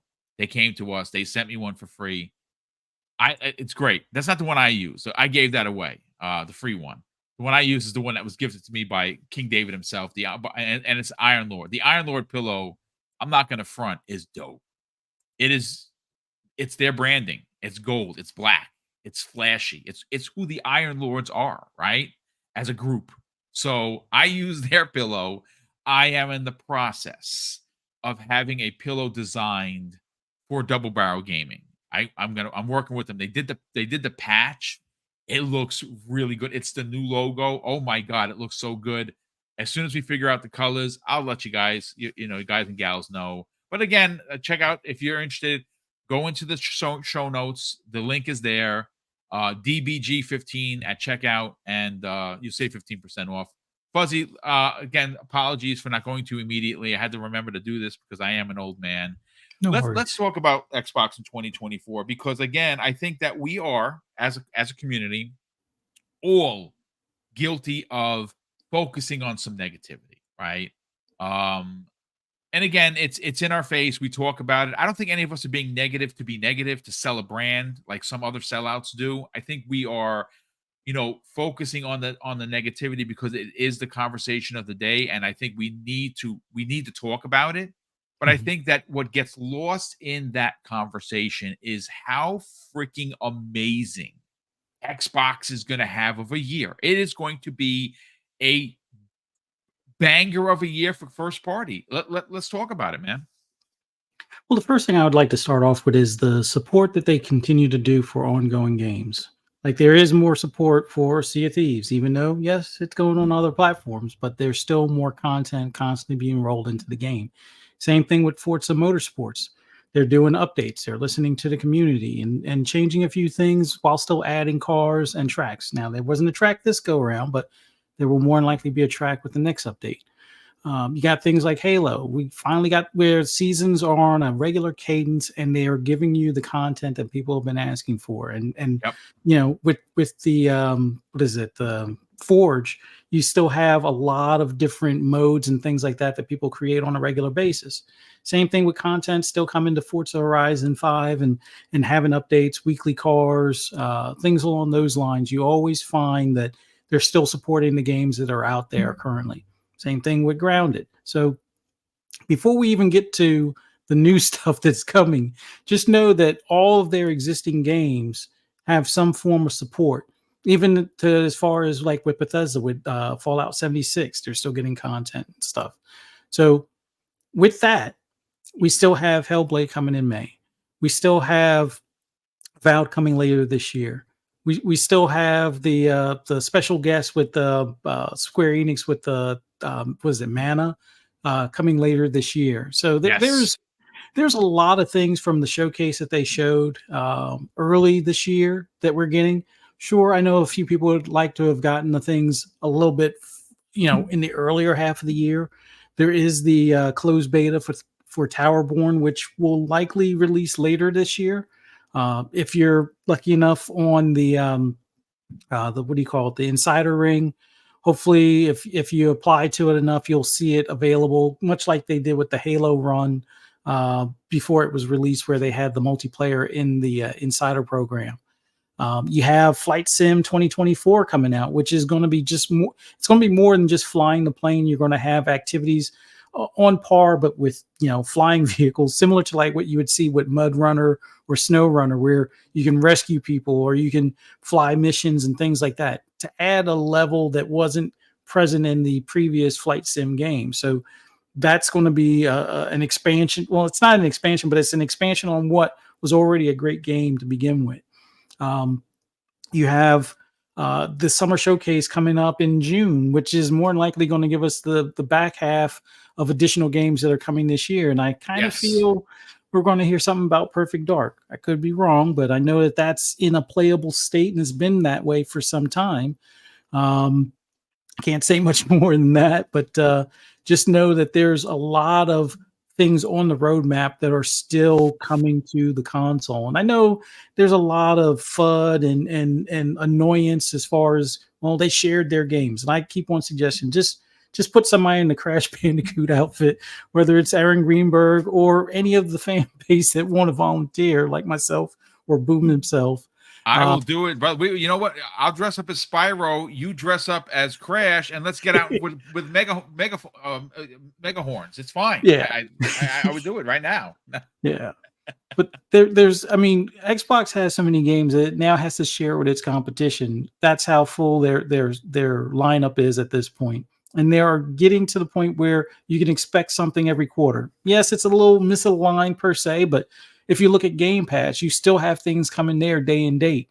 Like while some of them aren't necessarily day and date, but like if you're a sports fan, Xbox with Game Pass right now is the place to be. I mean, first of all, you do get day and date with MLB The Show, which PlayStation cats don't even get the previous one in their service thing. So it's not like they could look forward to 2023 being readily available for them. No, they have to go out and buy it for the full 70, day one or day 121. You got NBA 2K24 just went into the service. You also have Madden 24, which just went into their service. Yes, I know it's not launched into the service, but you have access to it, which, I know Super Bowl not too long ago, season's over with, but if you want to relive or replay that season, you have it within your subscription. Basketball season's still going. You want to play, you have 2K in the service already. There's a ton of other stuff that Xbox is working on, whether it be South of Midnight, which may or may not come this year. I'm thinking it might not because of some additional stuff that they are doing to the game. As far as when it comes to Clockwork Revolution, looking forward to that game. If it doesn't make this year, that's fine. Hopefully it makes it by 2025. And then we still have the bigger title. Well, I wouldn't say necessarily bigger titles, but some of the big returns of things like Fable possibly coming in 2025. Yes. And maybe even Elder Scrolls in 2026. But if you're just focused on this year, the Dev Direct earlier this year, the Partner Showcase, a couple of weeks ago, the June Showcase, which is pretty much around the corner, there's plenty of content on a regular basis coming to your platform. And if you have Game Pass, a lot of that stuff is coming day and date or shortly thereafter. And if there were some titles you missed, like Control or a few other titles out there, they're in the service now as well, or returning to the service. Because I remember, although it wasn't the full edition, but it was like a just the base game before for Control was in there. Now you get all of the DLC. I mean, they're Everything. even giving you the DLC for things like Persona, which just keep in mind the only other game I think they've given the DLC away for was Gears of War 4 way back when, if you had Ultimate. And I guess they couldn't keep up that tradition after that. But in any event, that's the only one that I've seen where they, but that being a first party game, it kind of makes sense. But for third party to give you the DLC as well, and it's the first time it's coming to that platform as well. Yeah, it's awesome to see. But so much stuff in the near future.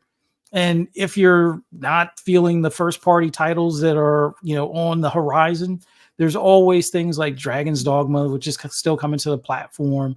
I mean, I guess next year we can find out more about Grand Theft Auto and stuff like that. But you also have to look forward to with Call of Duty, with it being more of a like Gulf War, Black Ops edition that's coming this year. So, and that's going to be in the service. So, I don't know.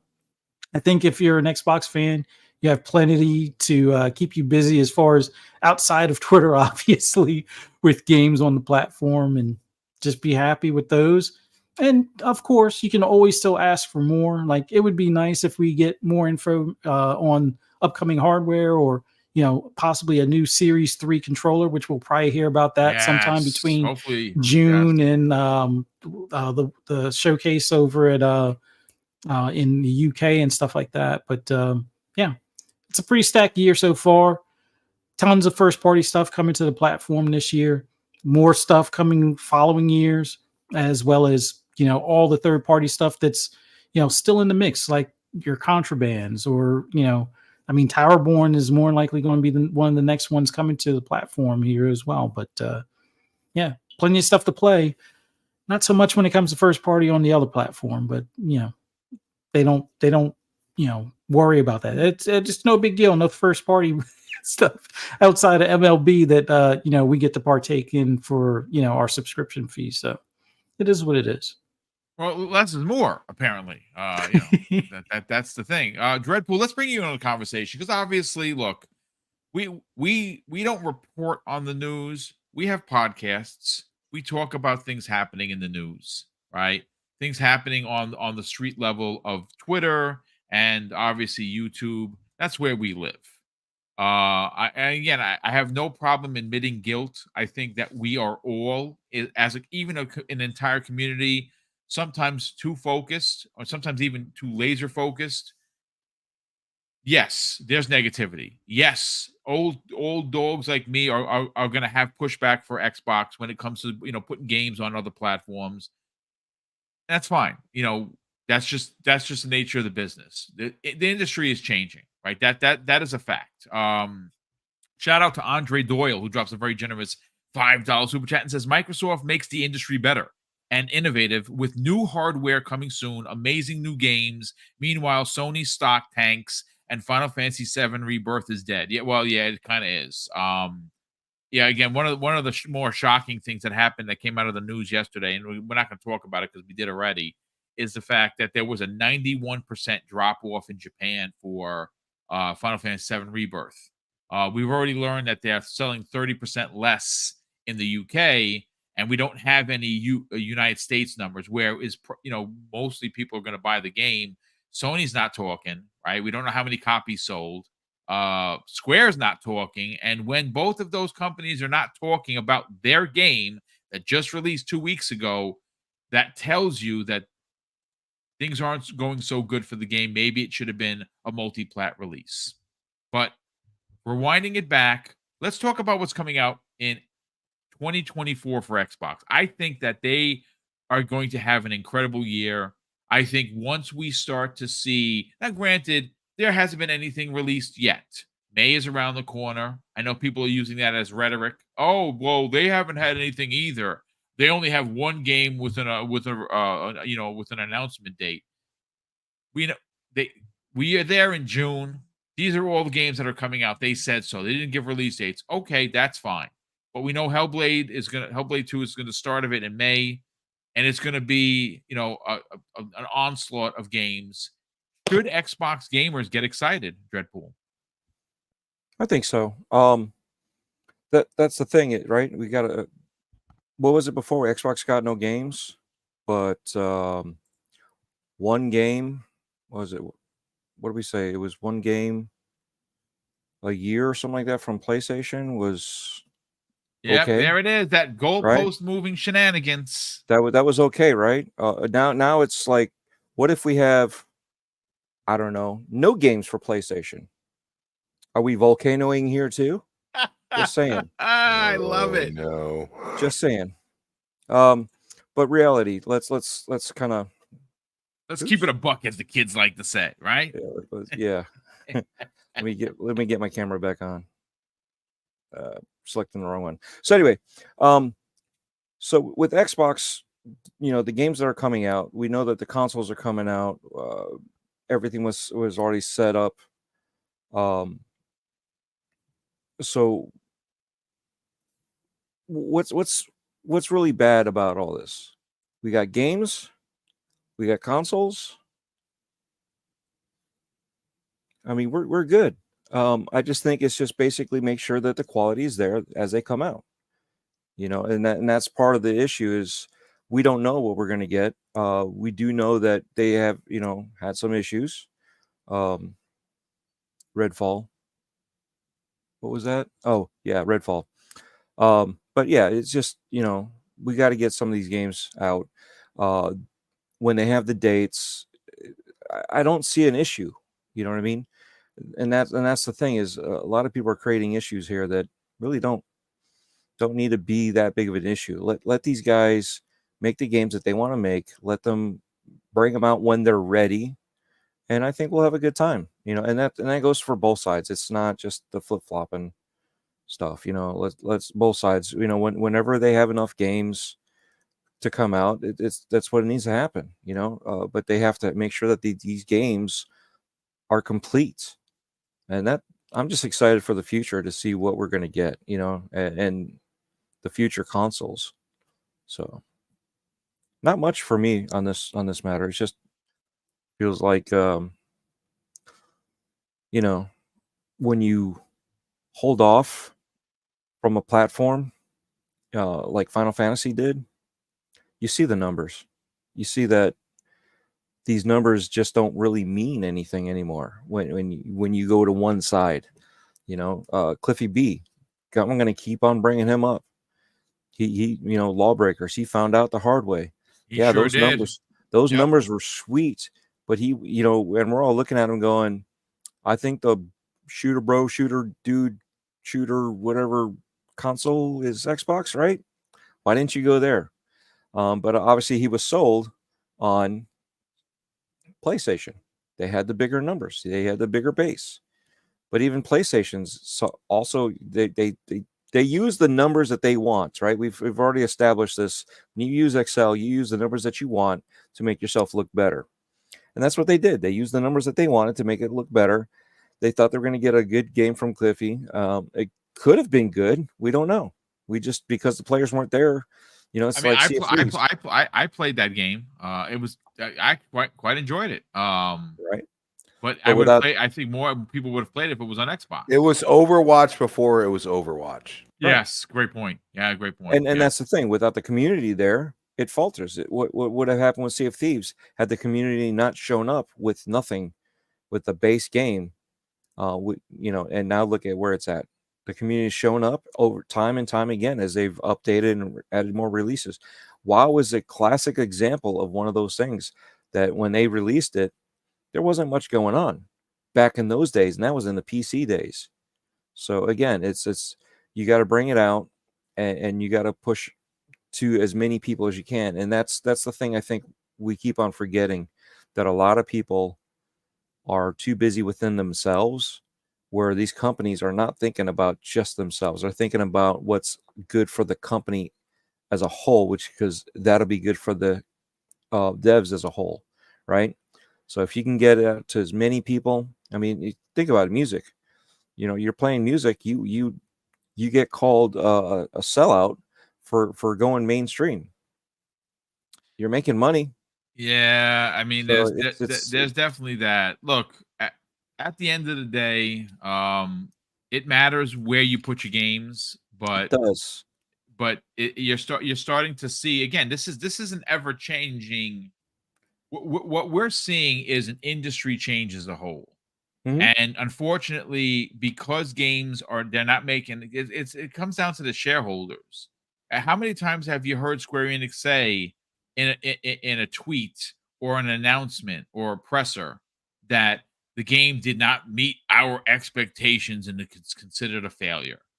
Final Fantasy VII Rebirth, that's going to happen. They spent a lot of money on that game, and they're not going to make their money back. And if it fell off 91% from the first week in Japan to the second week, how many people are buying it next week? Half of that probably. It went from 260, I think it was 267,000 copies sold. I would imagine both digital and physical in Japan the first week, which I'm gonna be honest with you, isn't really that good. It's people listen, folks. I don't care what age you are. Final Fantasy is not a niche game in Japan. It's just not. It has it fallen off in popularity. Sure, is it a niche IP? It is certainly not. But then they went from 267K to 24K this week. That's not good. I mean, boom. Let's be honest. Like, people are going to say, "Oh, that's physical," but wait, I thought that was the end all be all, according to some. Interesting. You know what else is interesting? I normally try to shy away from comments what I'm about to read, and we're going to close out the show with this because it does matter. The Towerborn stuff. Listen, I want to kind of stay away from it because I know some things I'm not supposed to be talking. I'm not under any NDA, but I want to let that game breathe. We'll talk about it when I can talk about it. I do want to read this comment, gentlemen, because this I don't get this. Meek Gamer in the chat. He says this. Why does it matter if it's first, second, or third party games? Games are coming, period. Y'all sound like clowns. So I'll let you go in a second. Let me just first of all, why the insult? We're out here, we're having fun, we're hanging out. Everything that we've talked about has definitive articles and correct information. But why I have a pushback here? Not that you call me a clown, that's fine. I have makeup I can put on if you want and dress like a clown, that's fine. Where I have a problem isn't you calling me a clown, Meek. It's you actually saying with a straight face that what does it matter? First, second, and third party games are coming. Well, it does matter because that is, if you are a PlayStation player, your logic is that first party matters. We have it, you don't. And how many articles, how many podcasts, how many Twitter posts about Xbox got no games and they're not releasing first party. So now what you're telling us for everyone to see here, the 837 people here, is that because Xbox has a ridiculous amount of first party games and Sony doesn't, oh, well, now second and third party games matter. I don't know so much about that, but Crispy, go do what you got to do, brother. Say what you got to say. I ask you, sir, do you keep that same energy? You know what? Let's go old school real quick. Seriously. I mean, hey, we took the L in 2022, did we not? Yeah, we did. We took the L. That's the difference. Think about it. Okay? Y'all said the same damn thing that we're saying about your platform right now. Think about that. Okay? But the difference is you can't take the L, apparently. Just take the L. That's it. Like, there's no relevant, logical thought process when it comes to what are you going to bring up? Helldivers? I mean, clearly Final Fantasy VII is not doing well. They both would have said, oh, we're selling millions, even regardless of it being digital or physical. Get your head straight and say, look, I need my platform that I think is the superior platform to do better, because canceling games and throwing people under the bus and doing all these things and not speaking from your platform, only speaking positivity. Isn't that interesting? When we called Xbox to the forefront, and what did they do? They brought out a podcast about it. Isn't that crazy? And they said, look, you're going to get these 4 games and that's it. And then we saw the 4 games, and then you're like, I get it. I do. Y'all said Pentiment. What the hell was that? That was in 2022, by the way. Isn't that interesting? Everybody's all crazy over games that, you know, us Xbox gamers are like, you know what I mean? Like, we already did that. We already argued about that. We already said, you know what? Sea of Thieves? I was like, okay. I mean, the only pointed conversation you could possibly have is Hi-Fi Rush. But you know what? What do I say all the time? A lot of Xbox gamers are multiplayer gamers. That's what we do. We have an ecosystem that supports multiplayer gaming.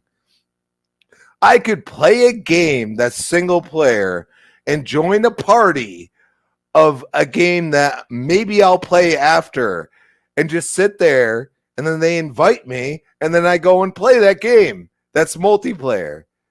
We have options, okay? I don't know if you do. I haven't had a PlayStation in many, many, many years, okay? I don't care. I can't even trust putting my credit card on that damn freaking box, all right? I'm sorry, I'm simplistic. You have to understand that, like, simplicity is in your own realm. And when I have people that own a PlayStation 5 say, oh, I only buy gift cards and that's how I buy my games. Yes. Oh, yeah. Isn't that interesting? Okay. Because I don't have to do that. My credit card info and everything else has been on Xbox for years. For years. Years and years. Okay. And yeah, the credit card expires, not the Xbox account. Isn't that interesting? Okay. And I've lost my Xbox account, by the way. Just saying. You know, it was not just Crispy Bomb. It was a lot of other things, including Gears of War, involved in my name. And I lost it because I wasn't online and I didn't have the access to online. But that was in the 360 era. All right. I had already what I had times 10 for achievement. And I lost it all. I had to redo my entire aspect of my account. But you know what? That was my own fault in a way. Was it their fault because they have a certain period of time where they say, okay, your account is stagnant. You have not logged in. Time for you to go. Yeah. No. But we hear all of the hate towards Xbox, and we say, okay, like, are you actually playing on Xbox? Because I believe some of y'all do, but you actually don't try to make friends and try to play games that are multiplayer. You just play single player. Oh, it's on Game Pass. Play single player. Well, guess what? This year, you got it all, baby. So look forward to that. And that's all I got to say. No, it's fine. Listen, we're closing out on the 2 hour. We're coming up on the 2 hour mark. Just real quick, you know, again, I'm gonna be honest with you. I don't appreciate comments like that because I don't go around calling people clowns because we have difference of opinions. I think it's disrespectful, dude. Honestly, but you know, you're entitled. I didn't block you. I don't intend to unless you start cursing and making a fool of yourself. Then I'll block you. And if I don't get you, Lethal Pop is gonna get you. He allows people to, you know, to kind of, step on the landmines themselves and blow themselves up. And if that happens, well, that's shame on you. But for right now, you're good. Fuzzy, I don't know. Would you like to add any more commentary to the ridiculous comment that he left? I mean, for me, I prefer some multi-plat games, like some of my biggest games are like The Division. Yes, me too. Yeah. You know, so I mean, Mass Effect.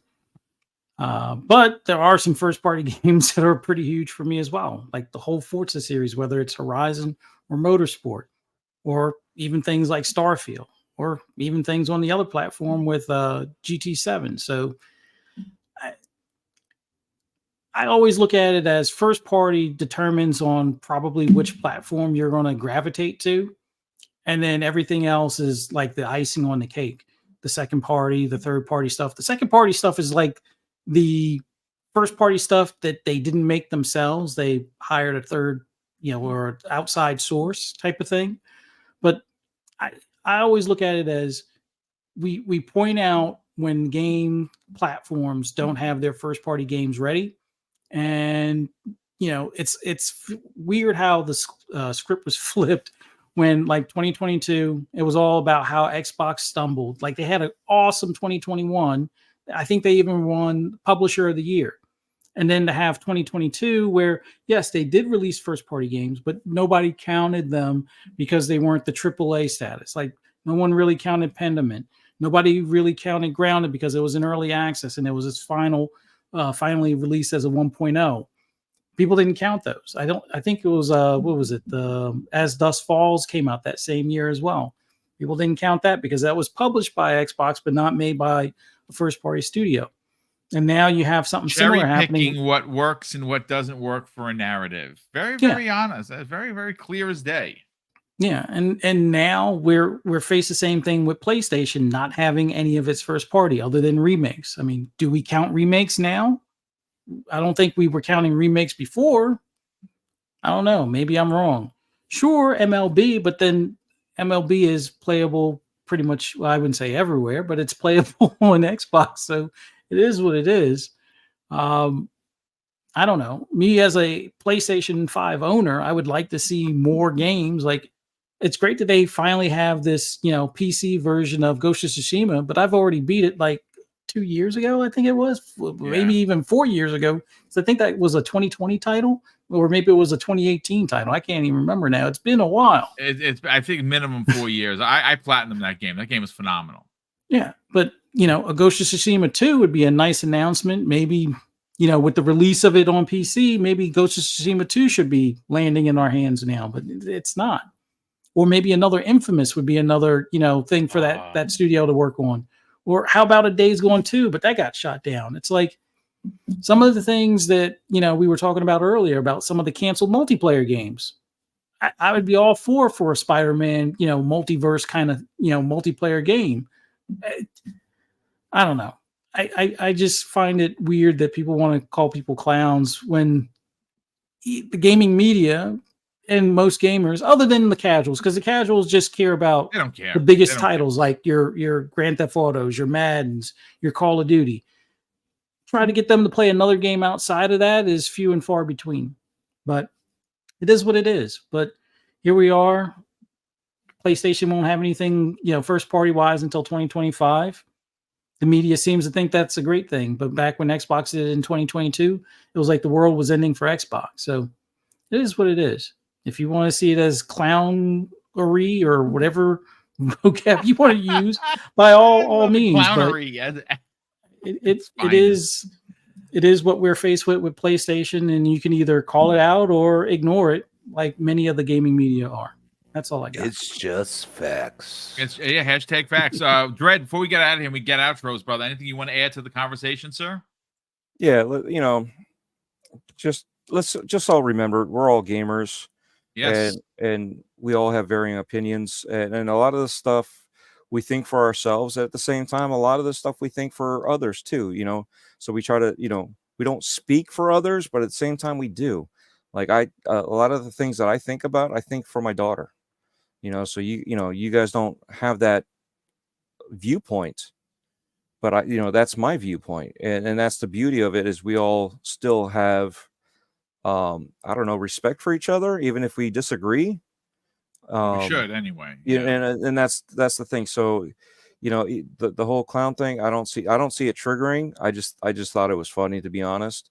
Because again, I don't take things personally when it comes to that, because it's your opinion, but at the same time, you should have been a little bit more respectful about it. You know what I'm saying? But other than that, hey, whatever. Have fun, but don't get too hyped on being able to, I don't know, start poking the bear, if you know what I mean. Yeah, So I just think it's just ridiculous. yeah, it is. It Again, is. I think every time we come onto these shows, you may have a difference of opinion, you may not agree, and that's fine. But we try to be honest about it. But at least we have facts, like we Yeah. read articles verbatim. Our opinions are our own, but of course, anything that we talked about today is like you can go to anywhere and get those numbers. You can get those facts. That just because you don't agree doesn't change the fact that Sony doesn't have anything worthwhile in 2023. I mean, in 20, well, they didn't, outside of one game in 2023, they only had Spider-Man. And again, if you count MLB as being a multi-plat, okay, it's fine. I'm just saying that the same logic wasn't used for Xbox and never has been. So it's fine. Real quick, let me wow, holy crap. Okay, I was gonna get out of here, but we have a lot of super chats that popped in here on the back end. Lieutenant Hulk, thank you for being here, brother. And of course, thank you for the generous $5 super chat. And he says Sony needs money. So partner with Microsoft to cover the cost of Spider-Man games and make it third party. Listen, I'm gonna get flogged for this. And that's fine. I'll take the flogging. I think that is happening. I think Spider-Man 2018 eventually it's going to find its way to Xbox. I really do, and I say that not because Disney's going to force them. I don't know if it's going to be an MLB The Show. I think it makes great business sense to take a game that's 6 years old and put it on Xbox. Now I've platinumed the game. I bought the remastered edition with Miles Morales when it came out. And you know what the truth of the matter is? I love Spider-Man so much as a character, and I'm a Marvel stan, that if Spider-Man released on an Xbox, I'd buy it there too. I really would. But again, I'm sorry, I'm a Spider-Man apologist. I just like Spider-Man. But we'll see. He says console war is over, and now Xbox will take the lead. I think you're going to see a slow shift. I think where you see a defining move in the market this year specifically, because Sony's in a bit of a pickle. They don't have any big games coming out in the fall. Once now the Call of Duty is owned by Xbox, and they have marketing, and that is going to be commercial after commercial. And Call of Duty Black Ops shows up in Game Pass. It's going to be a really big deal. You're going to start to see a shift. It's not going to be a drastic shift. You're not going to be like 90% of PlayStation gamers going to Xbox. I don't see that as the case at all. But you're going to start to see it because there's going to come a point where people are going to be like, why should I spend $67.43 to buy a game when it's on Game Pass I get for free? And I know you don't get it for free, but that's what the mindset will be because you're paying your $16.99 a month, and people are going to be in the bag for that. But we'll see. Only time is going to tell. Smokey, welcome back, brother. Nice to see you. He drops a very generous $10 super chat. He says, happy Friday. Play games. That is all. Well, thank you. And yes, I intend to. I'm getting right back to what was I playing before this? I started The Ascent again because they had DLC. I didn't know they had DLC, so I'm going to record some footage of the new DLC. And of course, I got to get back to Halo. I've been on a freaking tear. I'm like 20 days and like 6 hours in. I just can't stop playing it. It is so freaking good and it's so fast. And the new map is, oh my God, it's so cool because you're fighting in 0G. There's a part where in the middle of the map, it's a big, tall, like sphere that you jump out and you're in out of space, so to speak. You got 0G and it's dope. It's really good. You should definitely get back to it if you haven't been to Halo in a while. Lieutenant Hulk, he drops a very generous additional $2 super chat and says, boom, you should start Halo community play days. You know what, dude? Look, I want to, but the problem is it's time. In the evening is dedicated to Mrs. Boom. Like tonight, I'm going to be on C Money's show tonight. Yeah, by the way, he's has a show with, I'll be joining for an hour because I'm going to be hanging out with family afterwards. But in the evening is all Mrs. Boom. She works super hard job, and she comes home fried, and all she wants to do is watch our movies. And I'm gonna try and figure it out. I got to figure out a day where I can do a community, because I love doing that. Noof Nukem runs them still, and I used to roll with Nuke all the time in Titanfall, which was a lot of fun. But yeah, I'm definitely gonna give it the old college effort. Thank you so much for that. Andre Doyle drops an additional very generous $5 super chat and says, "Amazing show, guys, and boom, I've got a new PC, and one of these days I have to get on the show. And here's to many more." Yeah, bro, we'll get you back on here, Andre. No sweat, bro. I know that you were building your PC. I'll hit you up in a DM. We'll figure it out. What show best works for your schedule. Highlander 001 drops an additional very generous $2 super chat, and of course, he's right. Happy St. Patrick's Day, everyone. That's right. That's this Sunday, which of course will be the 17th. And if you are Irish, or adopted Irish, happy St. Patrick's Day to you and yours. And I have to say this as a former popo, please, folks, for the love of Joe, drink responsible. Don't drink and drive. You're gonna ruin your life and ruin someone else. Sorry, that's it. I had to say it. And Jonas the dad, Jonas, welcome back, brother. It's nice to see you. He's been a channel member, folks, for 5 months, and he says this: Game Pass is the best. Single dad, tons of kids, love it. I actually spend more, as me and the kids can try so many games we never would have. Hit the like button. Yeah, dude, I hear that story in so many. I mean, listen, look, I think what gets lost in Game Pass is a very, very ground level conversation. And I think that this is where we should start, not where we end. What Game Pass does for people of every ilk, regardless of sexual orientation, religion, any of that, none of that matters, right? But your finances matter. And it doesn't define you as a human. It just tells the story of what you can do for yourself and your family. The difference between the way Nintendo does it and the way Sony does it is they sell you a game and a box to play that game on. What Microsoft does, and this is the most important part here, folks, is regardless of where you come from, your background, rich, poor, doesn't matter. None of that matters. Classifications have no business in this conversation. What matters is that Xbox allows for every financial station to be a part of gaming. And I think that is the starting point for any Game Pass conversation, or it should be, because you get your dollar value worth 10 freaking times over. And I think that it's safe to say in an era where everyone has subscription services of everything, whether it be Paramount, Netflix, Hulu, just name it, it's out there. The best value to this day out of everything that's available digitally is Xbox, because there's 500 games in there right now, and it's $16.99 a month, and there's a dollar deal going on. So sorry for the rant. I just want that to be clear.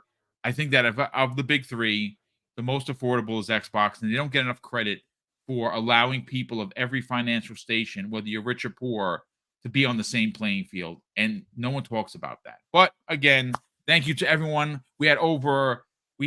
I think we had almost 800 people here. We still have 780 people here. I will say this: I don't like to ask for anything, but we're dying on the vine with subs. I don't know what we're doing wrong. We've lost more subs than we've gained in the last 28 days. I can't figure it out. I think it's a YouTube problem, to be honest with you. It is YouTube. All right, well, there you go. Because I looked at the numbers this morning. Now, normally we're small, right? We're a small channel. We average around 150 to 170 subs per month, which, I'd like more, but I'm okay with that. You know what we had this month? 59. 59. I'm like, that doesn't seem right. I put 20 shows a month out minimum. How am I not getting subs? I do think it's a YouTube problem, but I will ask a lot of new names here. If you're finding the channel for the first time, we are a pinch from 14.3. We've been stuck there at the 200 mark for quite some time. Please consider subscribing if you enjoyed the commentary and the conversations. Let's get to the outros. Dreadpool, let's sell your brand, brother. You do an amazing show called Breaking Bread with Dread. It is unusual. It is different. It is fun. Where could people subscribe? Where could people check that out? What else you got going on? And more importantly, where could people find you on social media? Yes. So thank you all for stopping in, hanging out with us. It's always a pleasure to hang out with everybody here on the panel. My Breaking Bread with Dread is on my channel, and it's also everywhere on the other podcast places. YouTube, was it Spotify, Apple Podcasts, all that such. Yeah, I'll bring you up. Hold on a second. Let me just add you to the conversation. Yeah, so you can find him very simply, folks. YouTube.com/Dreadpool, Twitter @Dreadpool, There we go. TikTok, well, for now anyway, @Dreadpool, unless Microsoft buys him and keeps it in the US. We'll see. Hover.gg/Dreadpool. And of course, you can find him on Gaming Beyond the Box at 7 p.m. on Sundays. That is Wilmy Hood's amazing show, as well as back here Friday morning at 10 a.m. on Breakfast of Boom. If you guys want a premature speculation shirt, definitely check it out. I got the link dropping. And I like how you sent us a mustard one to C Money, who loves yes, mustard. I was going to say tonight. That was great. I love it. Tonight, C Mustard. If you look on this link and you click on the yellow, the shirt says it's mustard. And as soon as I said that, I'm like, that is the shirt he needs to have. And it says mustard. He's like, it's gold. It's gold. I'm like, no. No, that's Screenshot mustard, it, man. Send it to him. It says mustard. The manufacturer calls it mustard. That is the shirt that he actually wore it the other day too, which is phenomenal. I love the fact that this is what I'm getting at. This is what we need to do with the community. We're having fun with each other. Little elbow jabs, no direct insults, no direct hatred, none of that stuff. We have fun with each other, and some of these guys are grifting so hard. They're not just like having fun. They're going beyond that. So please remember, keep it fun. This is what our community is about, is being like another family member, right? So jabs that that we do to see Money, getting him a yellow mustard. He loves it. He loves shirt. it. I mean, come on now. Yeah, when I saw it, I busted out, like, literally, I laughed out loud when he put it out. That was great. I'm like, oh my God, that's fun. That's what it is. But yeah, and that's what it's about, So again, thank you all for coming in and checking it out. And yes, YouTube is doing some weird stuff because I'm actually losing subscribers. Videos that normally get thousands don't get thousands anymore. It's just bonkers. I've had a few of them just get 13. So yeah, I don't know what it is. So for those that are watching after the fact, please subscribe. Please make sure you hit that bell icon and get involved here with the community. Yeah, because for you to be still stuck, that's a lot of people to be stuck in at that spot there. And again, it's not just me. Like I've talked with a lot of other creators, and they're like, yeah, something's wrong. Something is happening. Yeah. And it's not like they're trying to get the bots out of there. Like literally, it seems like you were surfing and the water went away, and now you're standing on the ocean floor, and it's like, I can't move. What am I doing? That's what's happening. But again, I don't necessarily know if that's I don't think it's a people problem. I think it's a YouTube problem, which this happens every couple of years. It's very frustrating, especially when you go out of your way to put out the content, and we're all consistent with our stuff. It shouldn't be happening, but it is. But again, Dread, thanks so much for being here, brother. Super appreciate that. Fuzzy Belvedere, let's sell your brand, brother. You do a lot with the community. Not only do you have an amazing YouTube channel where it's the best place for anything and everything in the racing genre, you're also on other people's shows, quite a few of them, as a matter of fact. Where can people check out that content? Subscribe to your YouTube channel. Reach out to you on social media. As always, thank you for having me on. It's always awesome being on here with Dreadpool, Crispy Bomb, and yourself, Boom. Thanks to everybody in the chat for interacting with us and watching us live. And for those that catch us on replay, greatly appreciate you checking us out. Don't forget, hit the like and subscribe button if you haven't already. And then for those that want to hear my endless rambles and rants on anything gaming related, just follow me on the app formerly known as Twitter at Fuzzy_Belvedere. You can also find me on YouTube. Just do a search for Fuzzy Belvedere, all one word. And for other shows, I'll be on Xbox Ultimate later on tonight at 10 p.m. Eastern Standard Time on Fun Speculations channel. And then tomorrow on the Shop Podcast on PTK Blam's channel at 9 p.m. Eastern Standard Time. Then Sunday, I'm on a new show with 3-Bit called Pixelated Echoes at 8 p.m. Eastern Standard Time on Pixelated Echoes. And then right back here for the Xbox Lunch Break Special Monday at 12 noon. Look forward to seeing you guys there. Thanks again. Super appreciate that. Chris, before you get to your brother, Bold Alpha Wolf drops a very generous $5 super chat and says, remind them about that first party ratio one more time. Boom. Yeah, it's like 7-1 if you count MLB The Show, or if you don't count MLB The Show, it's technically 7-0. It's not good. And don't fall for the banana in the tailpipe with Sony, folks. I'm telling you right now. Crispy Bombs, your brand, brother. Where can people follow you on social media? Get the hashtag Crispy Truth. And what else you got going on, kind sir? At Chris Bomb on Twitter, X, whatever you want to call it. Chris Bomb 28, Xbox Live. And yeah, I mean, I'll be back here Friday, 10 a.m. Breakfast with Boom. Who knows where I'll be after that or before that, whatever it may be.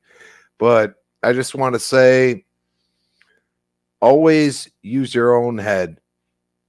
Take information the way you want to, and understand that some of that could be false information. Indeed. And I'll leave it at that. Good stuff as always, brother. Yeah, do your due diligence.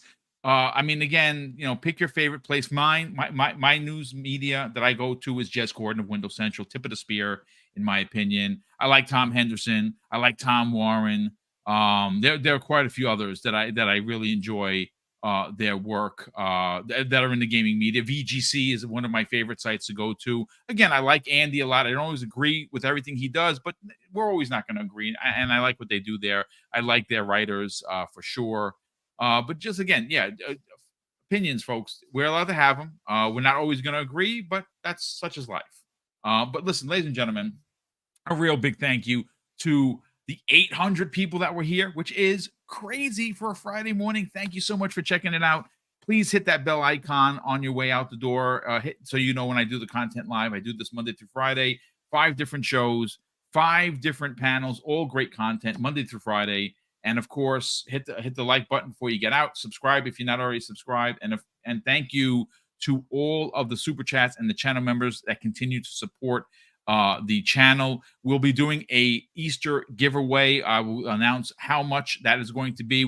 I have to check the finances with Mrs. Boom. She handles all the finances, and she's the one that actually comes up with all of the contest. And she said this morning, like, we're getting ready 6:00 in the morning, I think we should do an Easter giveaway. And I'm like, oh, that sounds good. Let's do it. So we'll check it. I'll let you folks know how many digital gift cards we're going to give away. And a big thank you. Have a great weekend. Once again, be safe. If you're going to celebrate St. Patrick's Day, I got to say it again, ex-popo here, please, please, please, please drink responsibly. Do not drink and drive. You will ruin your life as well, and more importantly, ruin someone else's. So don't do it. And of course, I'm going to close out the show with something that's incredibly important to me, folks. Hopefully one day be important to you. And that's something that my dad taught us when we were kids. And he would say this: Craig, treat others how you want to be treated. And also, it doesn't cost anything to be nice. You live by those rules, son. I can guarantee you're going to have an awesome day. So take care, everyone. And we'll see you next week on the newest episode of Breakfast with Boom.